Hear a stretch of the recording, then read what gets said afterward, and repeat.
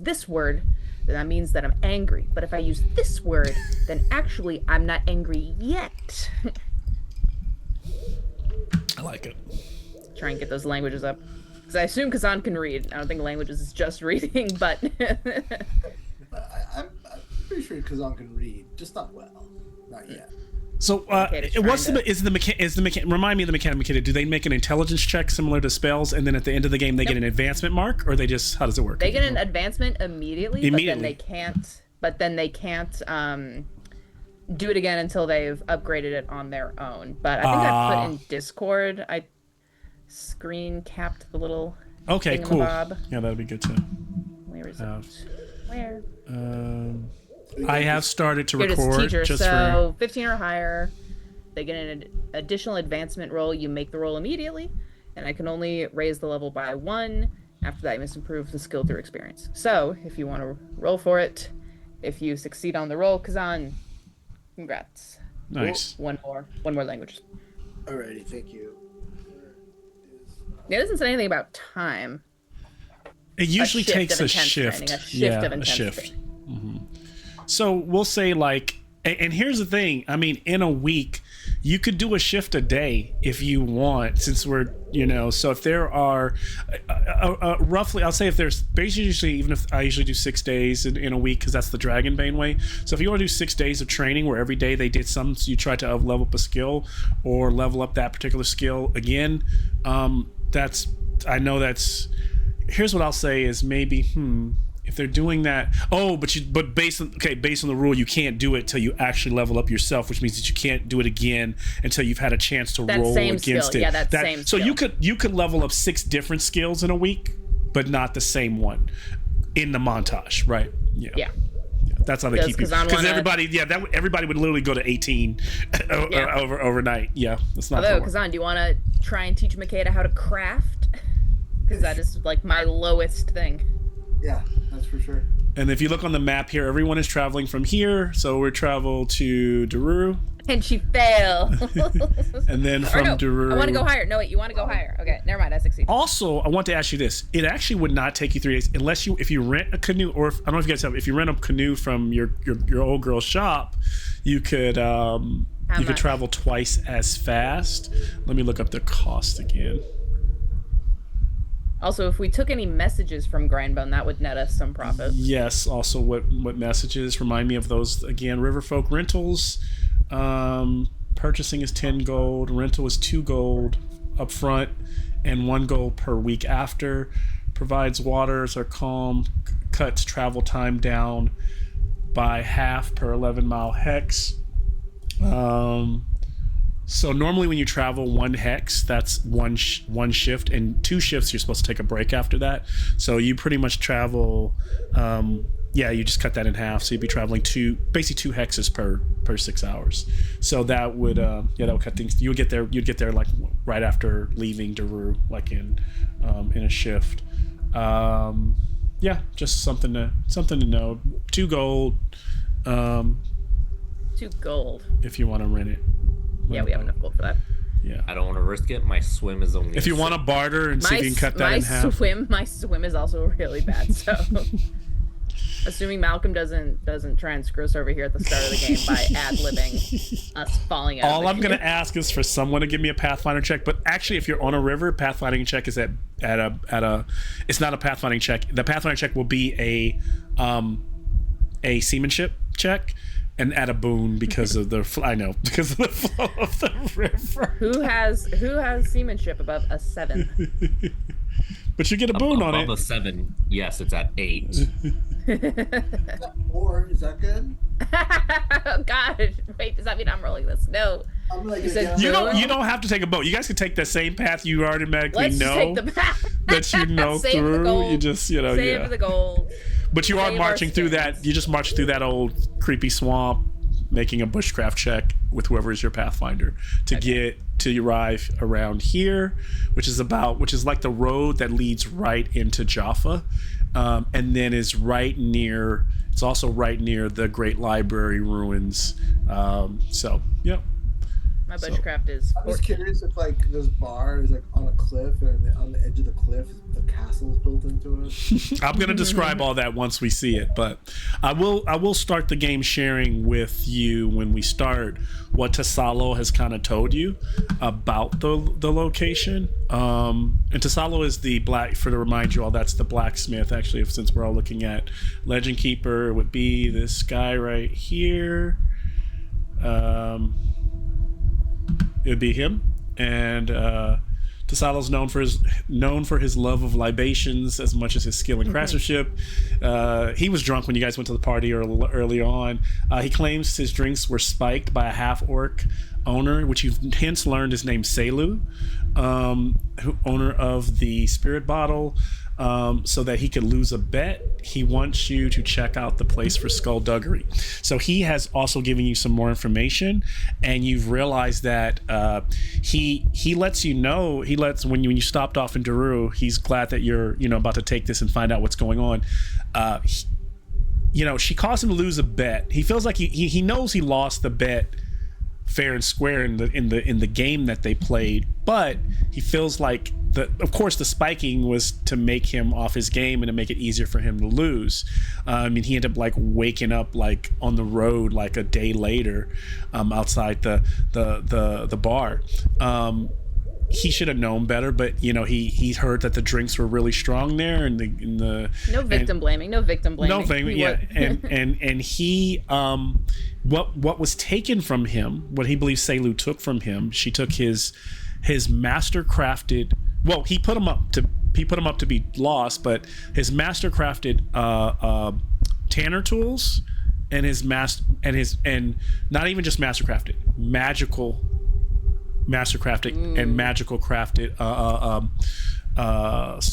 what do you call those for crafting metal, blacksmith tools. So this is why he can no longer this is also why he can't teach you enchantment, because he needs his tools to do it. His tools are like you all. It's the way Ashton and Jimby need their grimoire. Okay. What did you say the lady's name was? Did he give us her name? Selu. Selu. Sielu. I did not spell that right. Say that again. And hopefully I'm spelling it right. Let's see. Sieliu. Cielu. And she's the owner of the joint? Cielu. She's the owner of the joint. Yes. Well, they don't only serve beers then. Makeda will carefully broach as we travel away from Selu. Or no, travel away from God, what's his name? Blacksmith guy. Salo, yep. Well, as Selu. As we travel away, Makeda will politely broach. So it sounds like maybe he lost his tools fair and square anyway, but this drink business should get addressed. But what do you propose we do if it turns out he lost the tools fair and square? It's hard to say since he said that he was drugged. But he did put he did bet his tools. So if you're betting something, you gotta be ready to lose it. That's what I'm saying. But if there really is skullduggery here, then maybe we can get it back. Okay. But just if everything's on the up and up, then we're gonna be like, you lost that shit fair and square, dude. There's nothing wrong. But if we do find something there, then I'll be like, all right, you're cheating people. I'm gonna take you to loot. Nah. Skullduggery. I wonder if he was drugged before or after the bet. Good question. Like, did he bet it and then they spiked his drink? Yeah. Or did they spike his drink and then he bet it? Because if they spiked it before, that's impaired. Even if they did after, I would. Mostly because then that would have affected whether or not he won. Yeah. Maybe if it was a skill game instead of just an odds game. Right. Also, I like how, Sean, you're taking up 2 squares. Am I? Oh boy. Oh yeah, let me start fixing squares. I think we're all here, huh? So then we can get ready to go. You recorded before the squares. I know. Well, let's Now see. the viewers are going to know that we don't just automatically appear. Actually, it looks The illusion pretty. is broken. It looks pretty good. I just gotta do a little. Look, we're almost Yeah, a there. little Boom. nudge one Little way. nudge, and then just gotta get Sean in there. Well, let's see. I gotta figure out fix Jumbi, and then we're Where's good. where's the middle of Sean's face? Yeah. So let me go to here. There we go. So it actually almost worked out tonight. Also, what we should do is we should set ourselves a limit of if we want to gamble in this place where the skullduggery is happening, we need to walk in there knowing what our limit is. You cannot go into a gambling establishment without a hard limit on what we're willing to lose. No drinking. No drinking. Or eating, actually. So Probably. Which is great because we have this bottle and she'll take out the fancy bottle of whiskey we bought in Grindbone. We can serve ourselves. We'll see if they allow drinks at like a theme park. We'll just keep it in the little coat and look. I kind of feel like you're the only one we'd have to worry about that. Me? Lose all of our wares on a blackjack table? That hasn't happened in years. Over 100 years. Little Miss Impulsive over here. Time is a little off. I'm pretty sure you meant days. No, because that's right. It's been like over a year in game, but our adventures on the old continent. All right, I'm gonna use the restroom, grab water. I can start as whenever you all are feeling ready to go. 7. I'll get something to myself. And I'll go refill my drink. Yeah, be right back.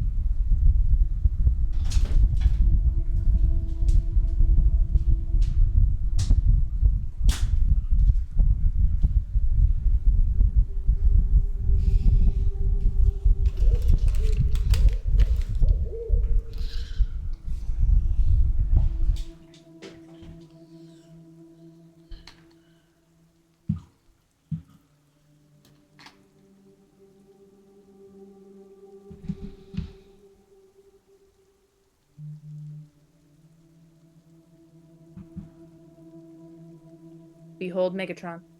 Megatron. Look at that guy. He missed you when you weren't here, Sean. He said, "Where is Sean?" Oh, that dude. Look how cute that cat is, man. God damn, that's a cute cat. Thank you. Is he a ragdoll? Yeah. Okay, that's what I had. They're so cool. It's like of That's course why I'm he's so biased, cool. but that's my favorite cat for sure. Yeah. I'm partial to them myself. They're just cool cats. Yeah.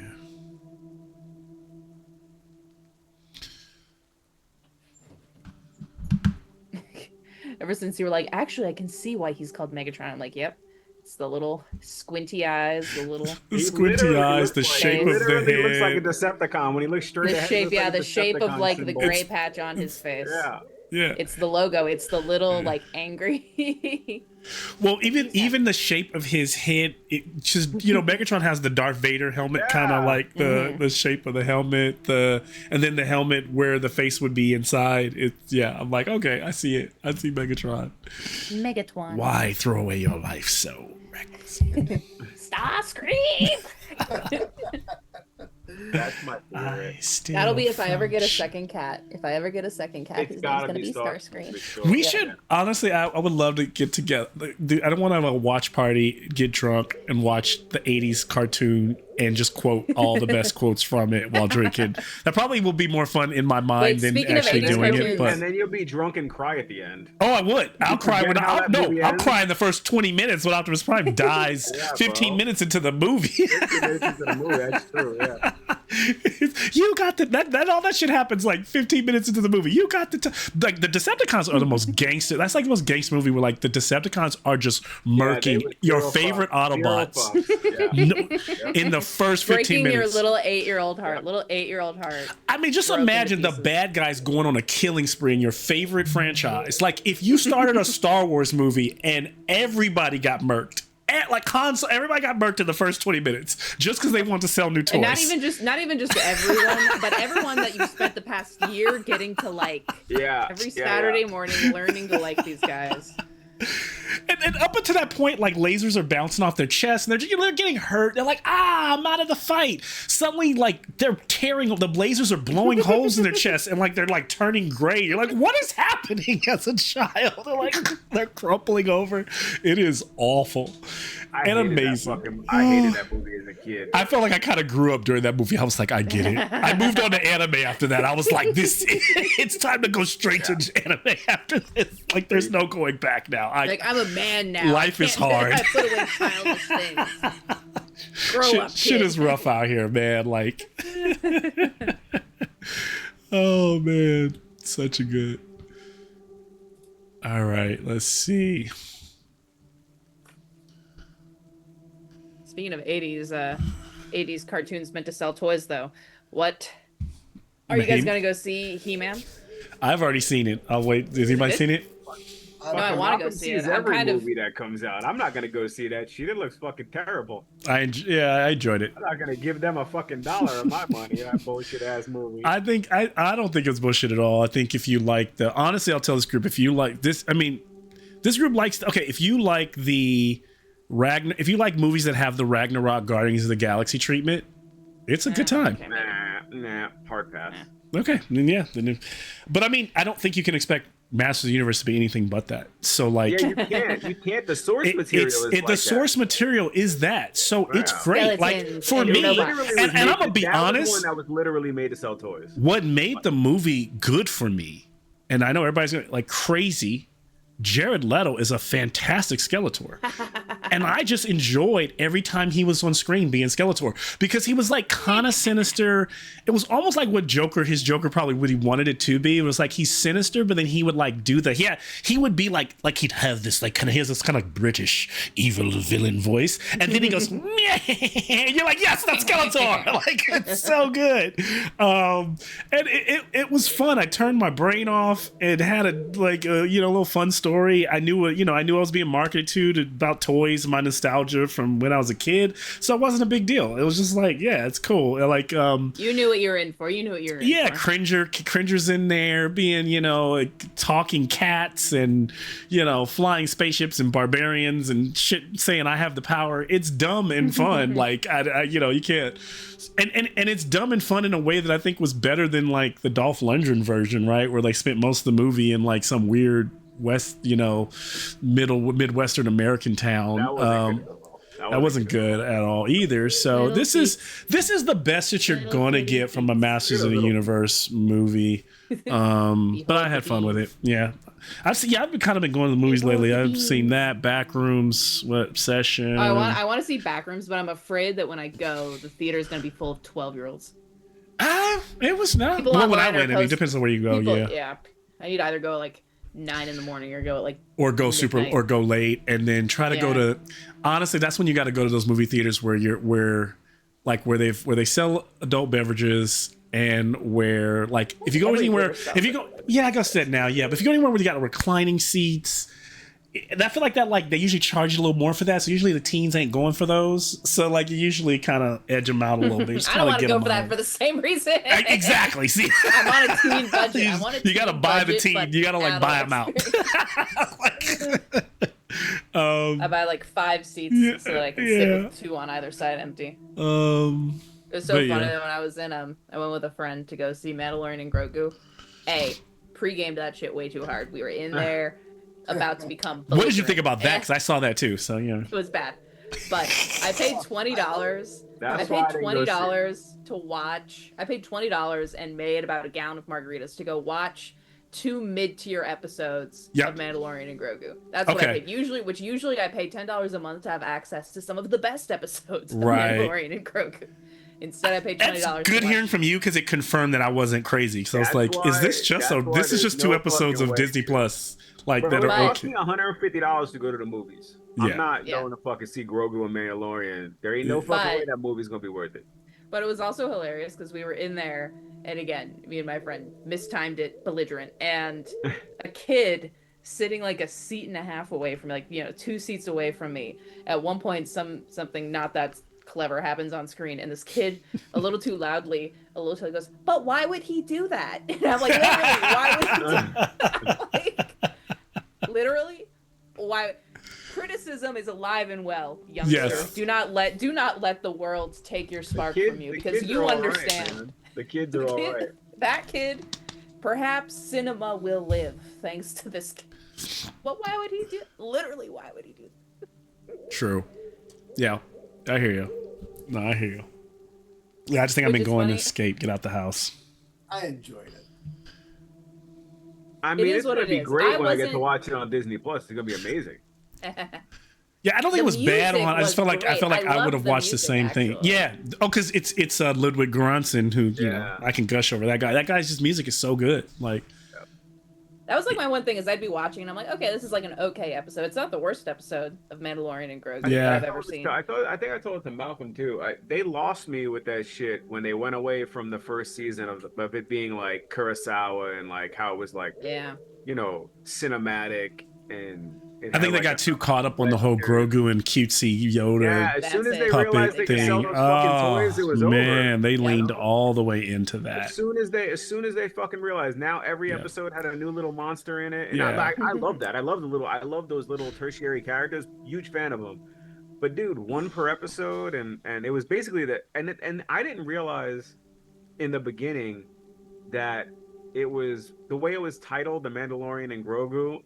I didn't realize that it was like literally not a Mandalorian story, just like a little cute adventure with Grogu being such a main part of it. You know what I Oh mean? no, I think yeah, it's this kind of campy. They kind of let you know it's going to be kind of lighthearted and I didn't realize that when it first. For My kids. thing though is, and my friend turned me out, so it's not my take. It's one of my friend's take. All credit to her, but she was saying afterwards that if this had been the first like 2 or 3 episodes of season whatever the next season is, Yeah. and because, you know, spoilers, no one cares about spoilers, we've all seen it, but no.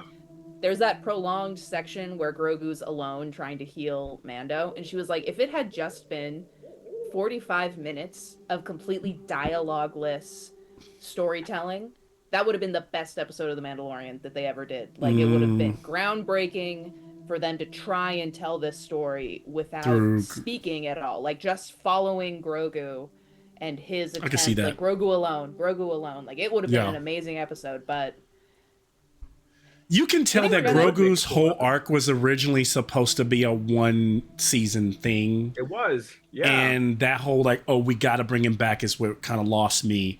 And I don't like everybody loves the Luke Skywalker coming back at the end of the season.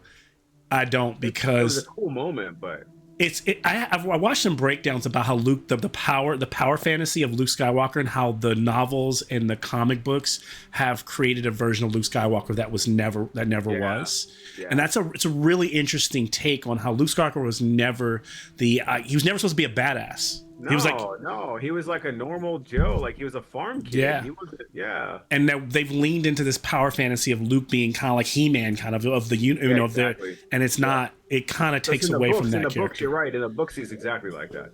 In the books, he's almost superhuman. Yeah. You know? And again, that's why most derailed, but yeah. that's why I actually like the way Luke operates. Not the drinking the milk and all stuff, but I like the ending of The Last Jedi, because I like the mythology of Luke is dismantled. I think it's because you like him drinking the milk, Malcolm. I don't like it. That was the word. That's the worst part. But and I know Mark Hamill hates it, but I just thought I think it was really cool that in the end he uses the version of himself that everyone has kind of created. That's not the illusion of himself to win the war, and doesn't have to like use a blow or use a Jedi mind. The entire mind trick is the illusion itself, but it takes everything from him. So Yeah, I'm not the hugest Star Wars fan, but that is like literally one of my favorite new Star Wars. I'm like, damn, like except for the scene on the gambling planet, that was trash. But everything else that movie I really like. I mean, I hate it for the movie, but I like it on its own. Yeah, You're talking about when they're riding those fucking things. And yeah, I guess it just felt, everybody complains about that, and like, yeah, I get it. It was the part of the movie where I started to fall asleep, like I started to get tired, yeah, like I was like, it was a kind of lull. faltered. You know, I don't think it mispaced the movie especially at that moment. And it's an example of like how they really misused. Because what's his name was during that our boy who was supposed to potentially be a Jedi. Yeah, I think that's kind of what the problem was that's probably what should have been there. Let's send him on a cutesy episode and they put that whatever and for the kids but yeah. All right. Well, let's play. I take 4. No, it was good. That was good. We gotta talk every now and then. We gotta shoot the shit, you know. We overshot the shoot the shit. This is normal. Sean wasn't here last it's time. 7:25. We usually shoot the shit for about an hour. We got on at 6:30. It's not beyond. It's when we shoot the shit. It'd be like 8:00 and we're still talking shit. It'd be like, okay, we're or it's those mid games shooting the shit. It's if we come back from a mid-game so we can't do it. We can't do that. Shit. And really, half of this was dealing with magic and catching up on. And catching up. Yeah, so we probably shot the shit for 30, 40 minutes maybe. Okay, cool. Well, as we begin tonight, give us a little bit. You might... Oh, shoot. I don't think I'm sharing sound, so that's going to be important. Let me go ahead and do that. So you can hear the owls and the rain of the swamps. As our party has left Daru, they've embarked for the spirit bottle. Tasalo let them know that 3 months ago, not for the first time, he visited the spirit bottle, and we know that he's a craftsman of renown and also a dedicated drinker, and he ends up in shady places from time to time. And this night he was celebrating a commission and something significant that required a rare material he'd been sourcing on the road to Jaffa. And it was,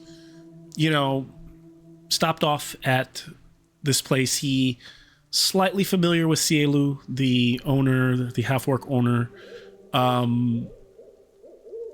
into a game, bet his mastercraft, his tools that he used to enchant weapons. And the reason this story has even come about is because, I imagine Kazan asked him about the ability to enchant weapons, and he's like, oh, I can teach you, but I don't have what is needed. And so in this moment, the party is asked to, if you take this up for me, then I can help you in that way. And so that's why this is not a mission or an adventure where you're getting paid any financial or any, it's not that coin. He also, of course, offers you to take whatever you find along the way. I mean, and if you do find skullduggery there, then anything that they have, maybe treasure or that they've stolen or taken from other parties, you can keep for yourself. But he has told you that, he woke up on the road a day later, kind of almost no memory of very vague memory of the bed itself, a splitting headache, and just a nagging feeling that he agreed to something that he really shouldn't have. And so that's where we find ourselves. Does his butt hurt? Thankfully, that is not. He was asked that. He says, all parts of his body feel fine, and so he's good there. That's real good. And so as you have traveled through these familiar parts of the Drowning Plains and the marsh, passing those old ruins where you had to fight the hags, I imagine that this part of the Ashlands fill you all with a bit of dread from, and your head stay on a swivel. Who is your lead, and who is going to give me a bushcraft check? It will be a boon based bushcraft check where I know this would normally be Eric, but we've lost our orc. And I'll say at this point he's no longer flittered. I think that wow, the flitter I killed think him. many moons ago, before you even went to Grindbone, I think that you said your farewell to your hunter, as he decided to go off on on his own. In that case, whoever is bushcrafting, you can use the spyglass to get a boon. Okay. What's your bushcraft at? What was that, Ohan? What's your bushcraft at? My bushcraft is 14. Okay, mine's at 12. So Oh, jeez. defer. I'll roll really quick and then I have to go feed my cat. Okay. Boon bushcraft. We're good.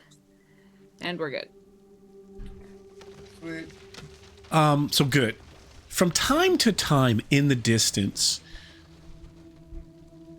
Makeda, you sometimes twitch, your ears twitch, and you turn and look it seems like in the distance you're hearing trees fall. Almost like in this wetlands, the trees from time to time, the roots give way and they just collapse. And you've gotten used to hearing that noise close behind you. Every time you've looked, every time you're trying to spot something, things have been okay. Don't like that. Don't like that at all. But it's something. Makeda may be quote unquote leading, but she is leading so that every 2 steps she stops and waits for Kazan to step right up behind her. I can just picture me picking you up, like hugging you while we Yeah, and Makeda's like looking through the spyglass and then doing a hand gesture like. Yeah. Like, did you hear that? What was that? What was that? And Up on your shoulders, like turn to the left. Eventually, you come in this dreaded swampy land. You've been following the road. There's not much of a road, but you've been following the river, and then the makeshift road, the road that is barely there, that leads to Jaffa. And beyond a clearing, when the trees kind of open up, built onto a very large mound, like a part of the hill that's probably more set in rock, that it's elevated above that wet land so that this place probably can stand the test of time and not sink into the marsh itself, is the spirit bottle. You see it there on the little screen. It is the last place that anyone, from what you've learned from Tasalo, anyone visits for hospitality in these drowning lands or sunken lands. It has a reputation for being dirty, dark, and extremely cramped. That said, it's also where some of the most extremely dubious drinks and aged bottles might be fetched for a nice coin. And so, were you going to say something? As you said, the most dubious bottles are kept out, and I'm just looking at Makeda going, no. And so I will turn it over to you all as you stand there, kind of as the camera was pulling back, and our silhouettes of our heroes in the mist, looking at the kind of creepy little bar, the wind kind of blowing the little sign with the little bottle on it, in the wind.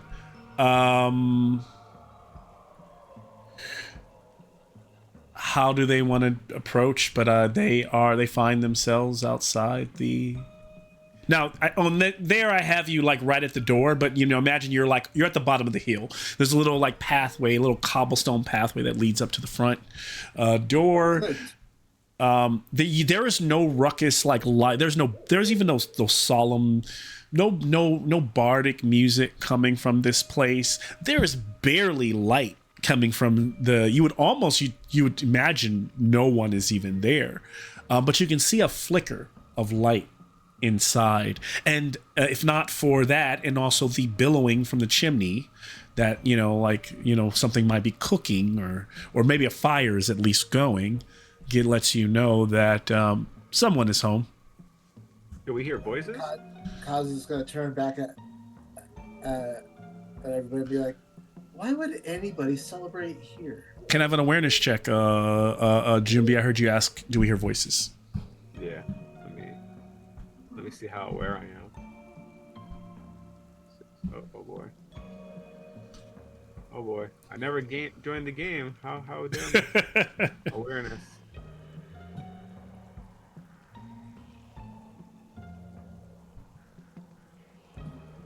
A success. Okay. With your keen ears, you can hear very faint, but not raucous talk. Over the there's some pouring. The rain is kind of coming down.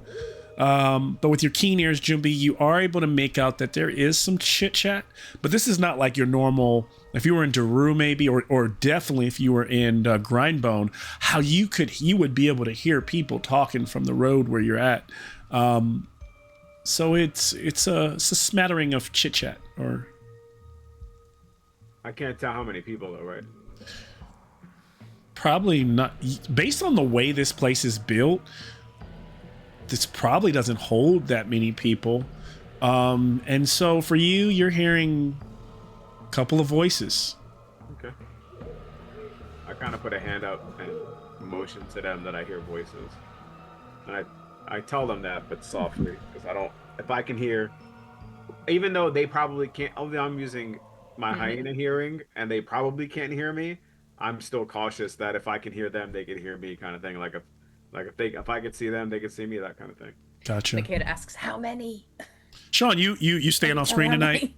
I'm working on something in the background. Oh, okay. I'm just making. Okay, gotcha. I was just confirming that you make sure you wasn't like something where you didn't know you were off. No, okay. no. Yeah. Cool. So McKenna asked how many you hear. Yeah, Makeda's like, "How many? Can you tell how many there are?" I just kind of, shrug a little bit and just I mentioned I'm at least a couple. Happy or tortured or Can I tell if they're No, I can't tell, just when you can hear people in the distance, murmurs. Yeah, you want me that's to it. get closer and find out. yeah, You might as well go in. the door and at least. Oh, we're gonna go in. Oh shit! What did you think we were gonna do? Is look and I leave? thought we were gonna kind of Look in the windows. Yeah. What we should do is we should say You want to sneak and try to look in the only window? that we should try and say that we're just travelers, right? That we're not here for any particular reason, at least at first, and no drinking anything. She's gonna also specifically point at Ashton, like, I saw you quaffing back at with Hamadas. Let's I mean, does anybody have a way to find out if they are trying to poison us or cast anything magical on us? Because otherwise, I don't know. No, but I could use around the outside of the building if we did want to sneak. Actually, I could use the wisp lantern to illuminate hidden paths, footprints, or disturbances in the terrain. That's actually a good idea. Maybe we can see if somebody walks around the back a lot or something. Maybe so. Wisp lantern. What is it? I do What have is to do what are you gonna have it do again? Once per day, the user can whisper languages to the flame, causing it to briefly illuminate hidden paths, footprints, or disturbances in the terrain within a 30-foot radius for 1 minute. Okay. Did I say do you have to spend willpower on it, or just Nope. once per day? Okay. Did I? Yeah, does once it per day. does it require a languages check? I feel like I. It just says languages. It doesn't say what, or it would just be the check because this isn't D&D. but So just I be a can do languages check. Let's just make it a languages check. Yeah. Language. Success. Okay. You I'm good see, at languages. and so as it illuminates the path, you see that there are some fresh path like footprints. One like a boot, and then others like a smaller footprint. It looks like somebody wearing maybe a sandal where there's like an overhang, their feet overhang, so their feet might be clawed, so that their toes touch the earth as well. So it's like a sandal print, and then the toes. Those both lead up to the, like their recent paths that lead up to the doorway. none of the paths seem to lead around the location, or they just lead straight in. And there are no strange footprints, around that seem to be strange, right? Or that seem to be like commonly traveled, like to nothing that's out of the ordinary. So it could be that these two footprints that you see are likely patrons of just like you all walked up to the front door. Remember, this is a bar. It is supposed to be open and a place you come to have a drink on your road. It's the last stop on the road on the way in. Now, it's not an inn. There's nowhere to rest. If you were to stay here, you'd probably have to pitch a tent here. There's nowhere. It's literally, that's why it's literally a tavern. It's literally just a place to get a drink. Supposedly where the drinks are very strong. So even when you look at the structure, it doesn't look like you can go in and see, but it doesn't, at least and also from what Tasalo has told you, he didn't, he when they even stopped there, he had set up his camp outdoors, not far away from the I guess the tap room. I suppose we could also make a camp and see if they do something to the people when they're camping around the place. Are there any tents out there right now? There are not. Oh, it would definitely be a target if they do that.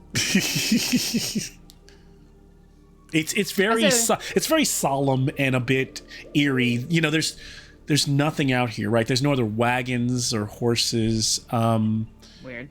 Yeah. So that kind of gives you an off-putting feeling for sure. Just. I'm gonna turn to Jumbie and be like, Jumbie, how much you want to bet there are vampires here? I kind of I make a motion like I hate vampires. I don't really say anything. I just kind of You do front my face and You do a little tuh. I'm gonna yeah. on the shoulder and be like, come on, I say there's two at least. We got it. And I take out a silver coin. Bet you a silver coin. I'll take your money after we dispose of them. All right, deal.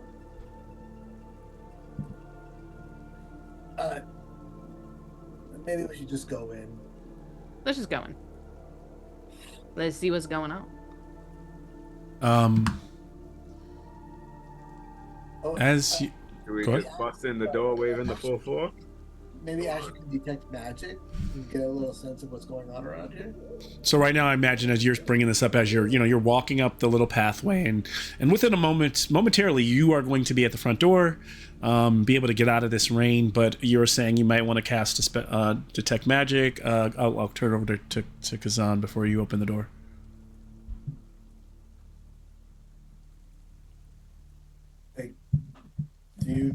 Does anybody sense any magic or anything that's around? Yeah, of our magic people, who wants to detect magic? Yeah, unless you're using some type of detect magic or something. I don't think I can't detect magic.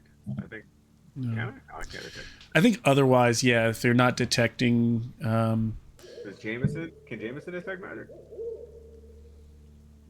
Why, yes, but I would have to pull out my grimoire. I thought you learned how to memorize stuff. he might not have I've that got a one. lot of spells. Yeah, and you can pull out and look. You can cast a spell without having it on a memory, as long as you have the time.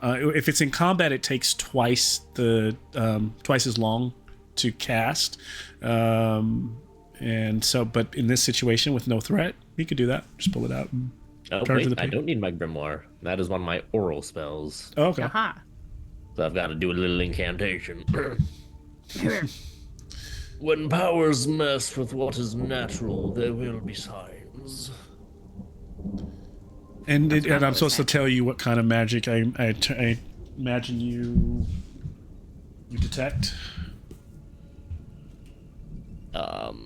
Can you remind me what a detect magic says? I can look for it myself. Yep, it says you can sense whether the place you are in or an item you are holding is affected by magic, and if so, what kind of magic? Okay. Does it say how the reach or how the range? If you're like standing right near the location, does it have a range? It just has a range on when you cast a spell or 30 feet. 30 feet. Okay, within 30 feet. And I'll just imagine that that's a 30-foot, rate like a ball.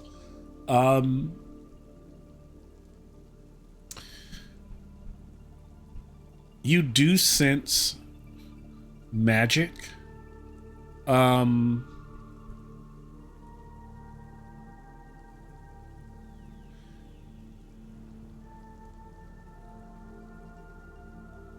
Ashton senses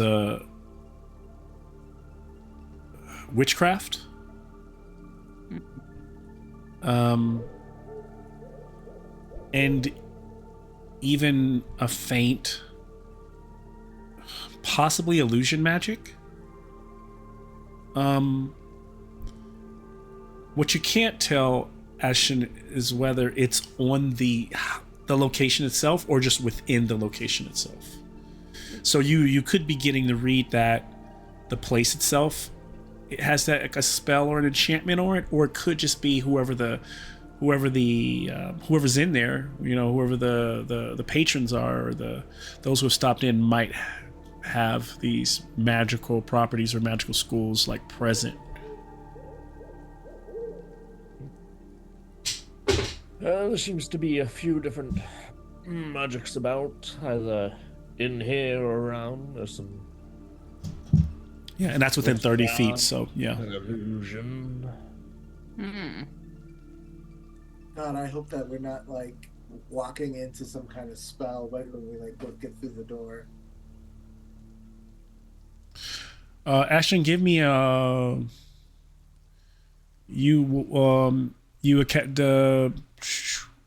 know that's a general spell, so choose one of your. You can even choose your highest, like one of your magical schools, and make a skill check. Let me know what you get. That is a 15, which is a pass for any of them. Okay. With Ashton's age and being a veteran and a very wise, in his ways of magic, I will say that his gut is telling him that it is not, in fact. It seems very much that the spirit bottle structure itself is like any other. It is a bar, a tavern. And you get the feeling that the magic is coming from within. And maybe that's because whenever you felt magic presences on a dungeon or a object that's much larger, the feeling would be stronger. And so it seems like it might be just certain individuals that their presence carries with it their magical abilities. No different from if you would also in the same, for example, without saying, I could also say casting this spell, you would sense Jumbi's necromancy magic near you. All right.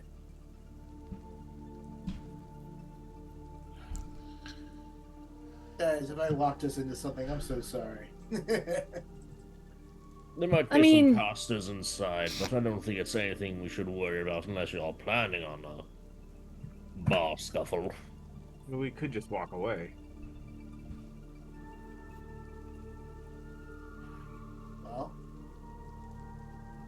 How about we figure it out? okay. Let's go in and check it out. Hell, maybe you guys will have a good time when you're in there. I personally won't be drinking. Good. None of us are drinking. Probably smart. Here, let's really quick, hydrate now before we go in. Drink some water.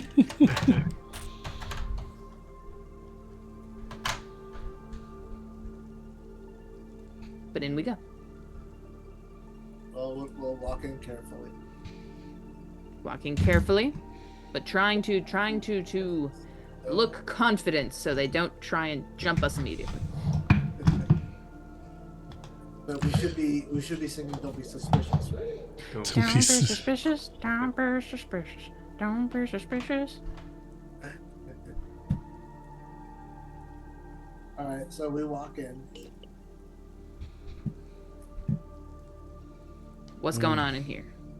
Let's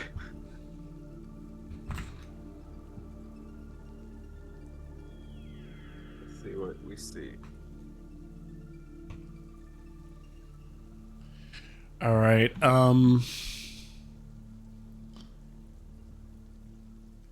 So inside, Jumpy is a big ass miniature. That boy is He's a big ass guy. Yeah. So No, inside no skinny little mage here. the location, the smell hits you before the door finishes opening. And it's this kind of sour liquor, swamp, dampness, all kind of mixing. And then something underneath that all of you can't quite name. There's a bit of smoke that kind of hangs low in the air from the earth, the hearth of the fireplace, and within the fireplace a small cauldron of something bubbling, whether that be stew or something otherwise is there. The place is very small. 2 tables, chairs, and then there's a bar tucked in the corner. The walls are close and the ceiling feels closer, and behind the bar a half-orc woman is kind of sitting there, almost looking like bored, cleaning a mug.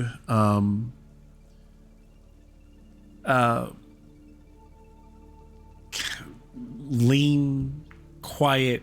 She seems to be like feeding something to like a little rat that's skimpering across the counter.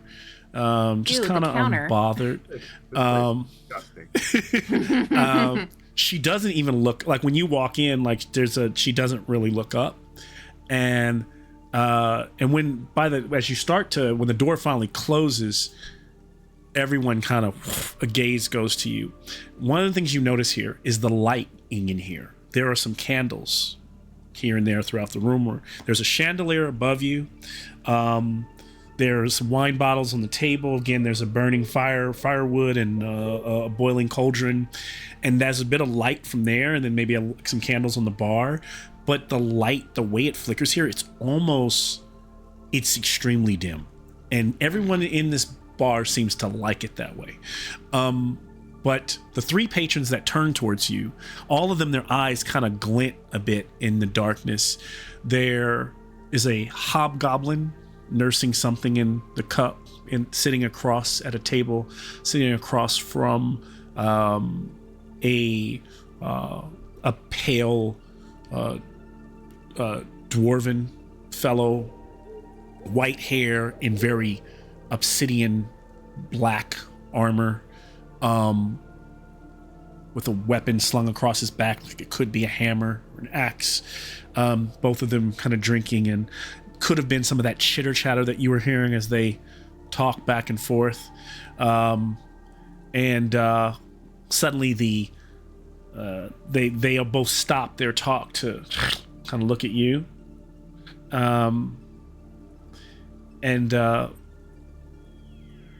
Across in the corner here, where like in this little atrium or whatever you want to call it, corner near the fireplace, is another table where a woman with her head wrapped and her eyes closed, her hands kind of like this, and some beads over her dress or her headdress, just sits there quiet with cards laid out in front of her.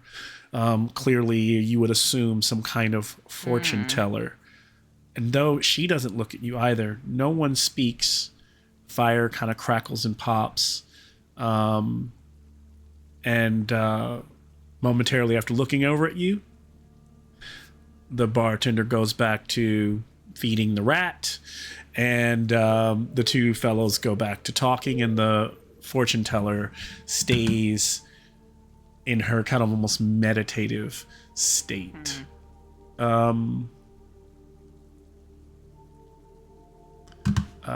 Is there like, can we go over in a completely nonchalant manner to like the fireplace and kind of Lady behind the I'm sure bar, your fortune teller, the dwarven fellow, and what appears to be a hobgoblin.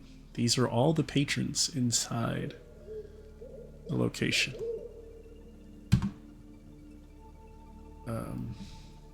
Sorry, you were gonna say, can you go?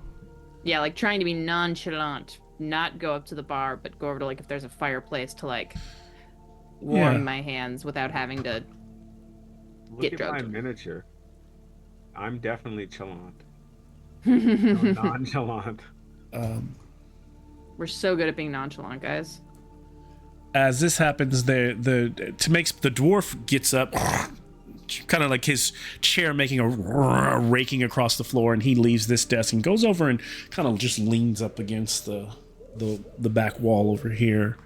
As you, the largest space is the table that the fortune teller's in. So as you go over there to get closer to the fire, her eyes open, and it almost looks like someone who's blind, to where her pupils are almost like glossy or glassed over. She doesn't almost see. She turns in your direction, almost doesn't seem to be really even looking at you, but she seems to clearly know where all of you are. This tarot one? What does the tarot lady look like again? Care to have your fortune read?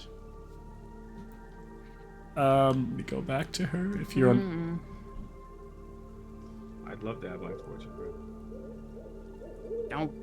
Don't react if she told you something freaky. This lady.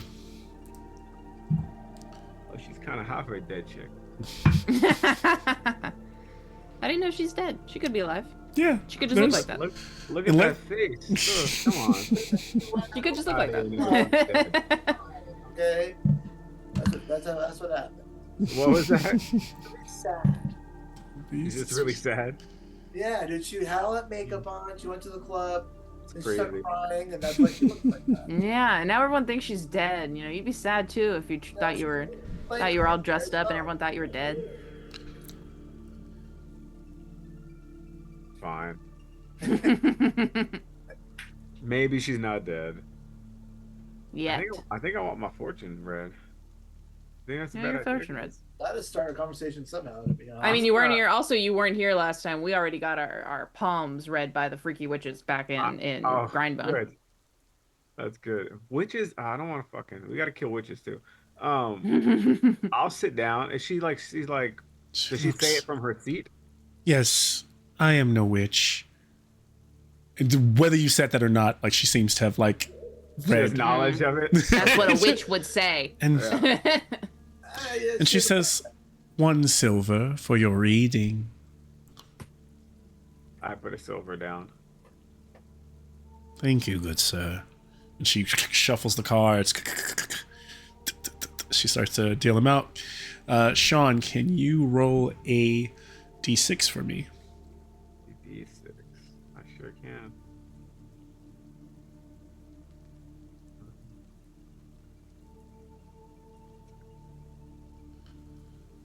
I got a 5.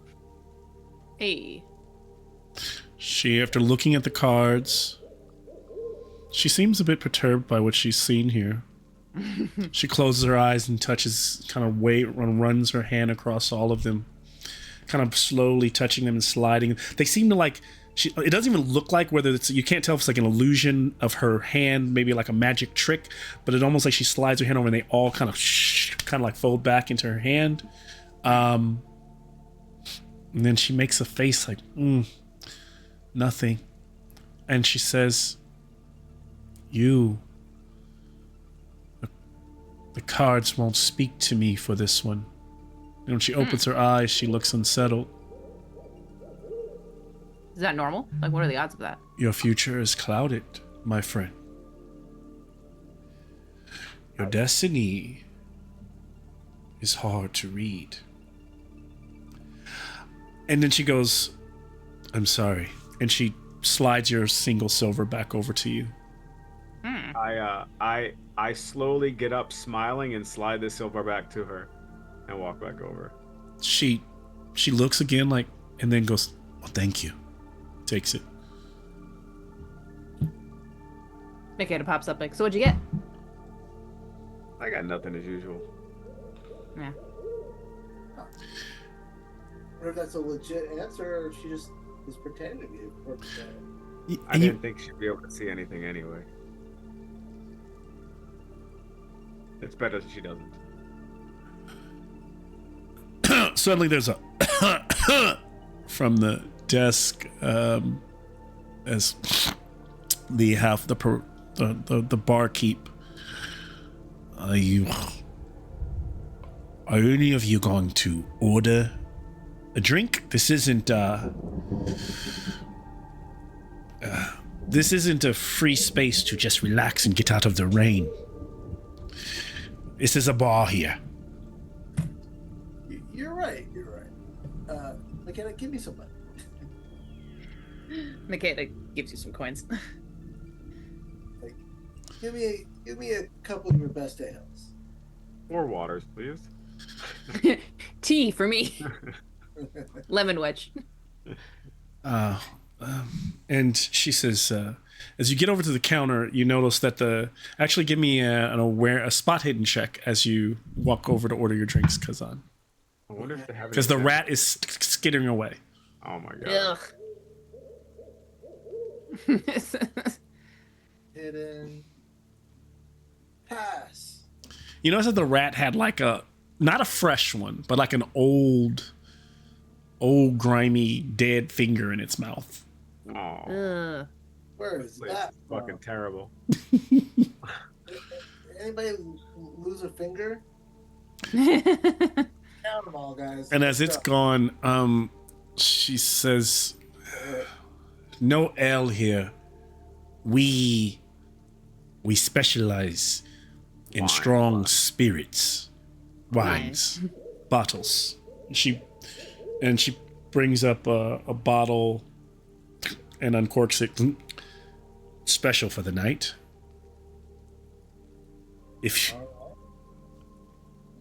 Yes. Okay. What does it Are look you like? are you Does new it- to these parts? You have not heard of the spirit bottle?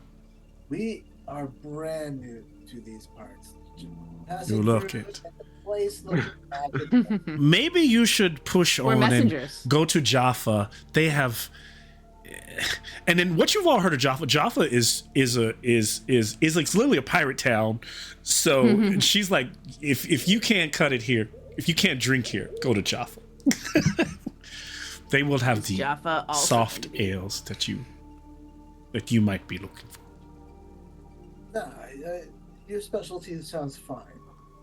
I'll take some spirits. She pours. Well, I'll take some spirits. She pours off like kind of like in each glass. How many? One for each of us. One for each. Bloop, bloop, bloop, bloop.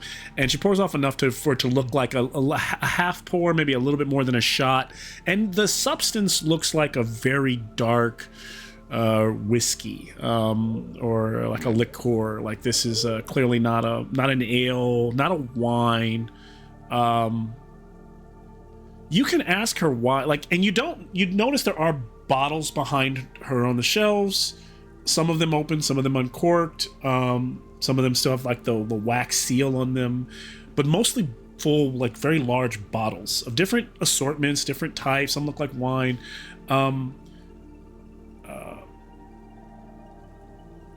it almost looks like she doesn't necessarily open all the bottles. It's almost like you get the feeling like you're in a place where the chef decides what you drink.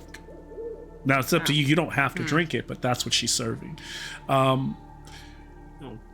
She goes before she puts her hand over the rest of them, like, you know, before I make you pay for them. She goes, "You want to take a sip and see if you like?" And then she pours one for herself and takes a swig. Okay. Swirl it, Yeah. sniff. Burns her nose hairs a Definitely burns your nose hairs. little. I'll just do a little. I know we said no drinking. I'm just gonna do just a little Little gecko tongue, little. Yeah. It was like, this is so funny. It's like the party episode where, like, just literally 10 minutes ago, the party goes, we're doing no drinking. Yeah. And now, like, there's shots on the table and they're all like, okay. Up to. If Makeda tastes it, I'm gonna shoot mine. That. Well, wait to see if I die first. Wait to see if I Makeda, pass you know, out. you just, it touching your tongue, you know, immediate shock of how strong it is. There is a, and it almost kind of, there's a little tingle, unnaturally, like, strange zap to it. And like, you know, imagine almost like as a dog, you kind of lap it, you watch it go from being really dark to almost like a little like light explosion inside the glass. And it like sizzles, almost like little gold dust inside. Looks like a little mini mushroom cloud happens, and you look over and see Sean shoot his, and you see like the light going into his mouth, like his like cheeks kind of lighting up as it shoots across his face. And Sean, you are met with, like, depending on, I don't know if Jumbi is a drinker, so depending on, does Jumbi drink on a regular, or not much, or not often, or? Yeah, Jimmy drinks. Okay. Jimmy drinks. Yeah. It's strong. It's not moonshine. It's not bad, actually. And there's something actually really, it's extreme. It's strong up front. And then when all that settles in your tongue, how that numbness comes off of it, there's some hints of like apple and cinnamon and maybe a little like honey. Sounds delightful. And it's kind of good. You will still need to give me a This is how they Bane get us. Constitution check. We really did say no drinking, and within 5 minutes we were like, well, we have to fit in. Well, we have I to fit in. failed. And Ashton wasn't drinking because Yeah. he only drinks when he Thank God. has bad dreams and needs some help going to sleep. I failed it. Am I drunk now? So yeah, all you feel, you're feeling like you like I said, you're a big, I'm huge. Yeah, big that's guy, what I mean, I gotta have some and kind of tolerance. you feel like you've had 4 or 5 shots. Like you're like, that's whoa. good. Okay. You're like this, and you're still able to, control yourself, but like Yeah. this is definitely like really strong. Like if they play my song, I'm definitely singing it.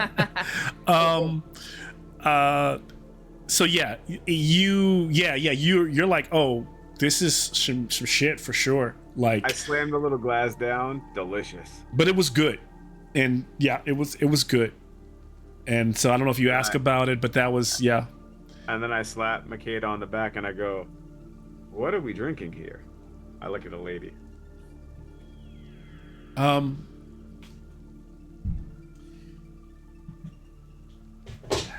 It is I call it angel tears. Angel tears. You Yes. brew it a great yourself. I do not. Everything here at the Spirit Bottle is brewed in the most remote places of the Ashlands. I am well connected to get the taste, let's just say, of heaven and hell themselves. Where is this particular bottle from? Do you know? You won't believe me if I told you. Most people say I'm lying when I tell a tale of what a bottle holds, but whether you love believe I me, stories. smile and get kind of comfortable. I go with my arms on the bar, and I go, "You'd be surprised what I believe." well, it is said, I am not there when these are made. I just acquire. And that's why she holds the bottle. We sip. Don't want it to all go too quick. But they say this is infused with the essence of a celestial angel from Alderia. They say its wings and its golden skin were used in the fermenting process. But skin, an angel. Have you ever seen one? Does a spirit have skin? It is stories, but it is good. It makes for a good story, and it makes for a good drink. I agree. It does make for a good drink.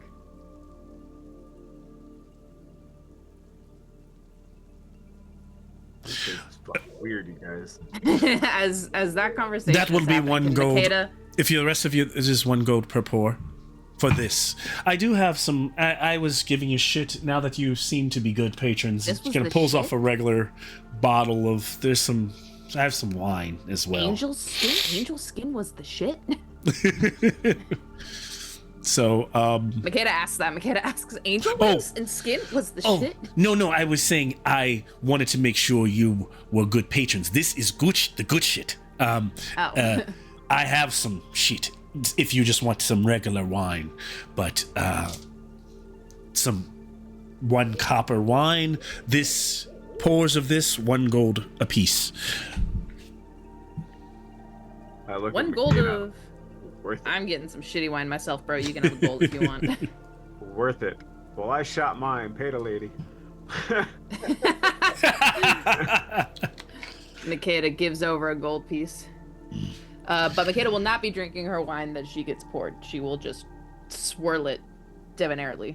And she'll say, like, I noticed that this is or because what time of day did we get there, Malcolm? It's evening, right? so it's night. It's evening. Yeah, it's like Okay. it's like 6 or 7 right now. And is it like early? pretty packed in here, or does it? Look No, kind of... well, it feels packed because of how small this place is. Literally, 15 by 20 feet.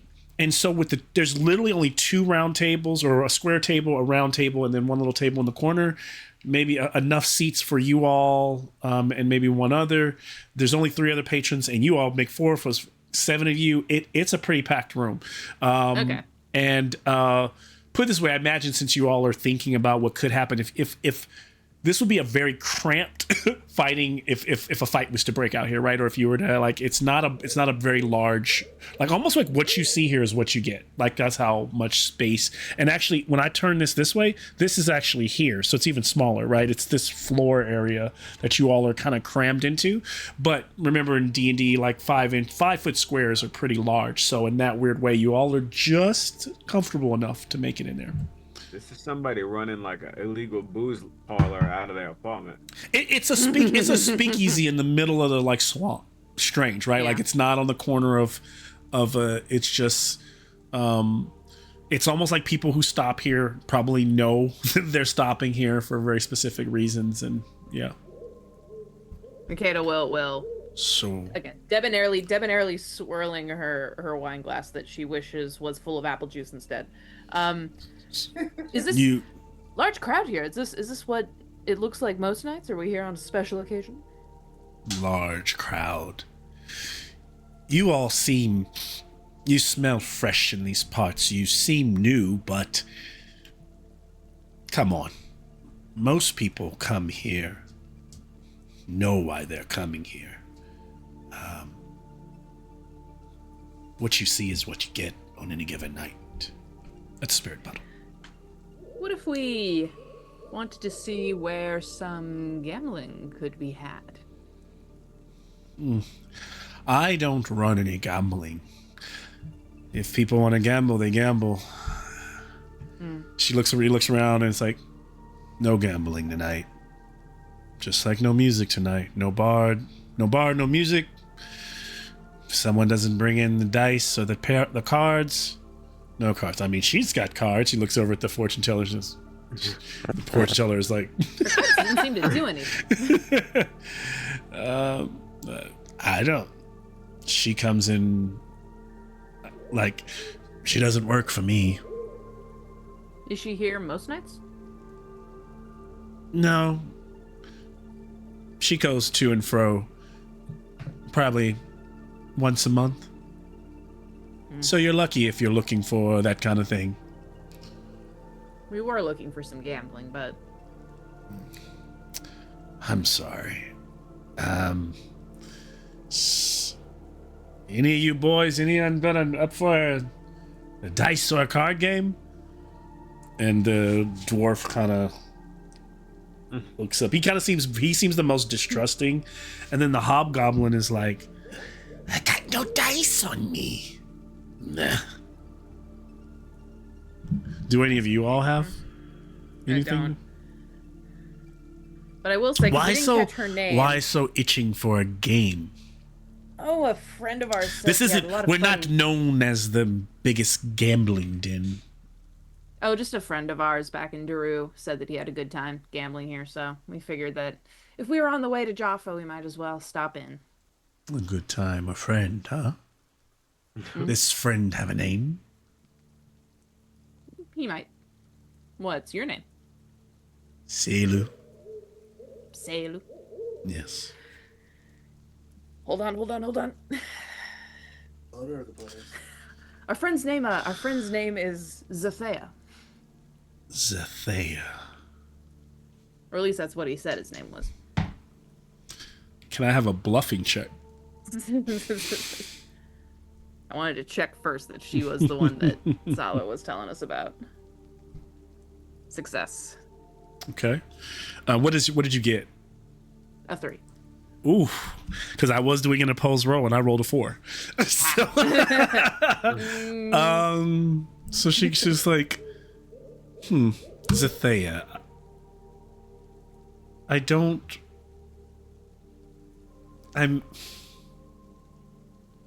me see if has she come across Zathea? I'd be surprised if Zathea came in here. The name rings a bell, though I can't seem to put a face to it. It's kind of an every guy sort of face, you know? Yeah. Everyday guys don't come in here too often. Everyone tends to have a face. You know, for better or for worse. I mean, she kind of seems to be looking at you all, cataloging your faces like, yes, you all have a face. So this is Zathea. Yes. Rings a bell, though I don't think I know them. Maybe it's similar to someone I've met in the past. I don't know. So this Zathea was looking for gambling, huh? Told you that this was the place to come for gambling? Well, our profession, Madame Cielu, is our Corn and Cackle Consortium, a long-distance messenger and mail delivery service. We have some letters that are heading into Jaffa. We informed our friend. He let us know that, hey, on the way to Jaffa, there's a great little hole-in-the-wall spot where we might be able to stop, make a little extra coin, taste something tasty. I've given you one of my tastiest treats this evening. Perhaps because you are a connoisseur, you might be interested in this. And I'll offer up our fancy bottle of wine from Grindbone. Oh. Or whiskey from Grindbone. Let me see. Now, the story of where we found that is really interesting. And I'll say that I'll make up the story that we actually found it digging through the catacombs beneath the castle in Grindbone when we were fighting with that demon, that we went down there, and after we defeated him, we looted the place, and this is one of the things we got away with. I like it. Now since this is her jam, I will make this an opposed roll, but I will also make this a bluffing check, but this will be a Bane bluffing. Bane bluffing. May not mean that she doesn't completely not trust you. It just means maybe she's not. I mean, I think it does because I rolled a 19. Okay. She rolled a 14, so hey, it's time for our local friend. Ducky! Hi. Ducky! Hi. How are you doing? Oh my goodness, what's going on? Did you tell everybody you want to tell everybody you went to Disneyland last week? You met Spider. Come on. Ducky, ducky, I was waiting for you to hopefully not do Ducky tonight. Can we not do? Ducky, Can we do ducky, something ducky, different? ducky, ducky. When are we gonna get over Ducky? You ready to be? Never. You ready to be done with Ducky? Ducky, Do ducky. you want to say hi? Hello. Hi. Hi. Hi. Hi. Hi. Ducky. Ducky. Ducky. Ducky. Ducky. Ducky. Ducky. Daddy loves Ducky. Don't believe it. Ducky. Ducky. Hi. About to go to bed. It's late. You should be in bed already. Okay. I don't know why you do this. All right. She goes, "Are your friends coming over tonight for D&D for D&D?" I said, "No, they're gonna be on the screen." She goes, "Oh."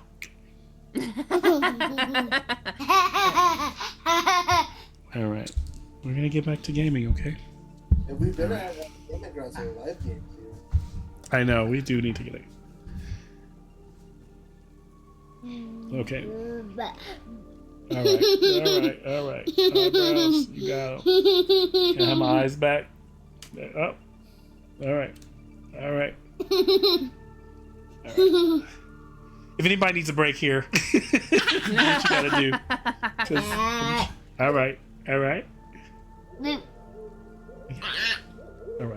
Cool. Let's go I'll get ready drink for some bed. water. She's adorable. Yeah. Can you see? Can you see?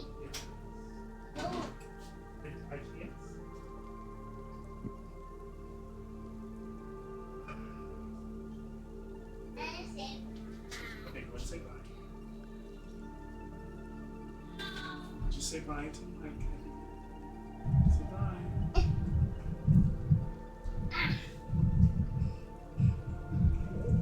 No. Okay, Daddy. Okay, say bye. Ow. Your guess all would be good. All right, let's go. Whoa. Emmy, no, you gotta knock the mic off. Okay, come on. See you later, Mom. Good night.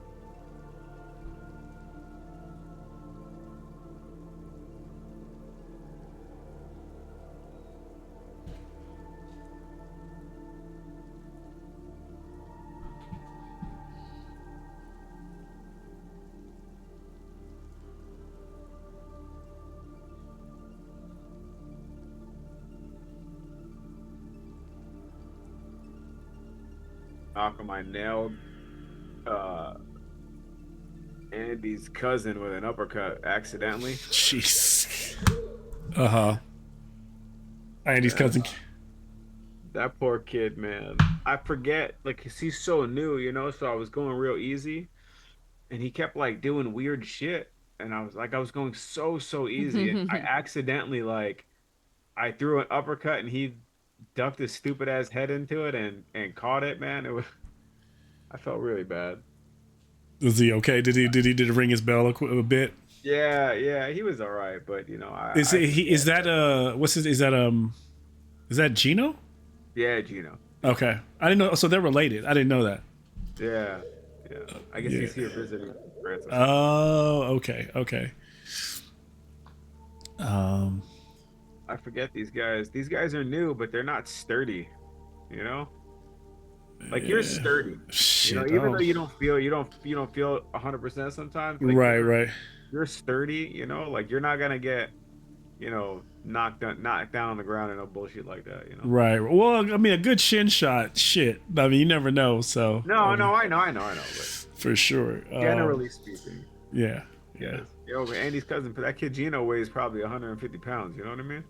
That's why I kind of like wearing the hit, because I get it. Like, it was funny. We both follow a particular account. I forget the dude's account, but like, it's interesting that because they were talking about sparring without headgear, and the argument, I've seen a lot of people in the comments sparring with or without it. Some people don't like it, some people do.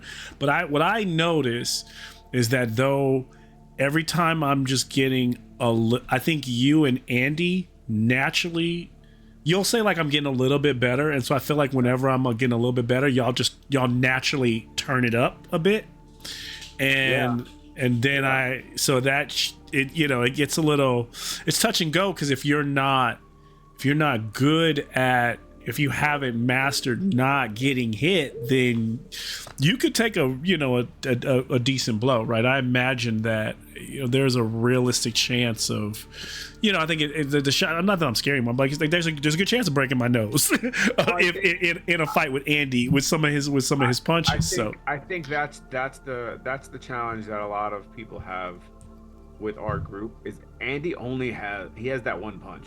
He throws that one right hand, and he throws it with everything behind him. I mean, I'm sure you could tell that I'm not. I may be throwing 50-60%, dude. Yeah. Most of the time, I'm way heavier than everybody. Well, I mean, maybe not you, right, but I'm way heavier than these guys a lot. Yeah.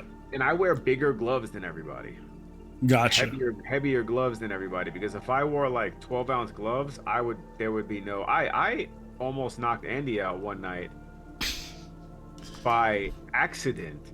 Yeah. And I didn't even hit him in the jaw. I hit him like he went to like. That's what I'm saying. Something, and I hit him in the head. It's completely possible. So. And I think that I think that it's hard sometimes with him, because he throws those bombs, and you instinctively want to throw that back. You know what I mean? He throws he throws a bomb, like, and he throws and then he does like a lunging jab where he like waits, and then he it goes all in on it, and then if he does get in, then he throws that overhand. So I understand. Yeah, yours is that jab, that overhand, and then that uppercut. All of that overhand and that uppercut are deadly on all of them. Y'all the only people. Yeah, everybody else, I'm like good. The guy that comes in who's never comes in good enough, I'm good with. I always Austin, but Jason. But whenever I'm about to square with you and Andy, I know that you're always usually going a little bit lighter, so I don't worry. But even with Andy, I always, especially after Andy has gone a couple rounds with you, he's on. Yeah, and then because y'all be once he goes with you, bro, he don't know how to turn it off. It's like I'm trying not to get laid out. So I get it. I understand. I'm just trying to protect myself, my face a little bit. You just gotta tell him, man. Tell him to fucking take it down a notch. That's all. Yeah. Good shit. So we are back. So yeah, there's some chit chat going on, some talk. I'm hearing this. What is Makeda's been chit chatting. Jumpy's had a drink. just for the sake of kind of really internalizing what's going on in space, what has Ashton been doing? What is Kazan? I'd love to hear from you all in terms of how you're taking in the space and what you're doing. Are you talking about it? Are you questioning it? Are you know? And again, it's this place. The lighting is also extremely dark. So again, I reinforce that because it's so unnaturally dark in here. Yeah. What else? Otherwise, back to whoever wants to pick up where we are. But otherwise, the bar keeps being, not the best. You're not getting great hospitality, but you're getting something at this point. And Ashton will inquire about food. Like, I see that you have many fine beverages, but do you have anything to eat? Seilu goes, sorry, no food. Gotta be able to hold your own liquor. You have rations on you, eat your rations. And she goes, okay. She goes out and she pulls out the nut bowl and the rat, the same rat that had the finger, jumps off of it, and she places it on the table and slides it to Maybe the rat works here. Maybe the rat's the janitor. We don't know. I look around. I go, I don't think they have a janitor. I will toss a peanut to the rat and be like, here's your tip. It's scary. It catches it and scurries away. Well,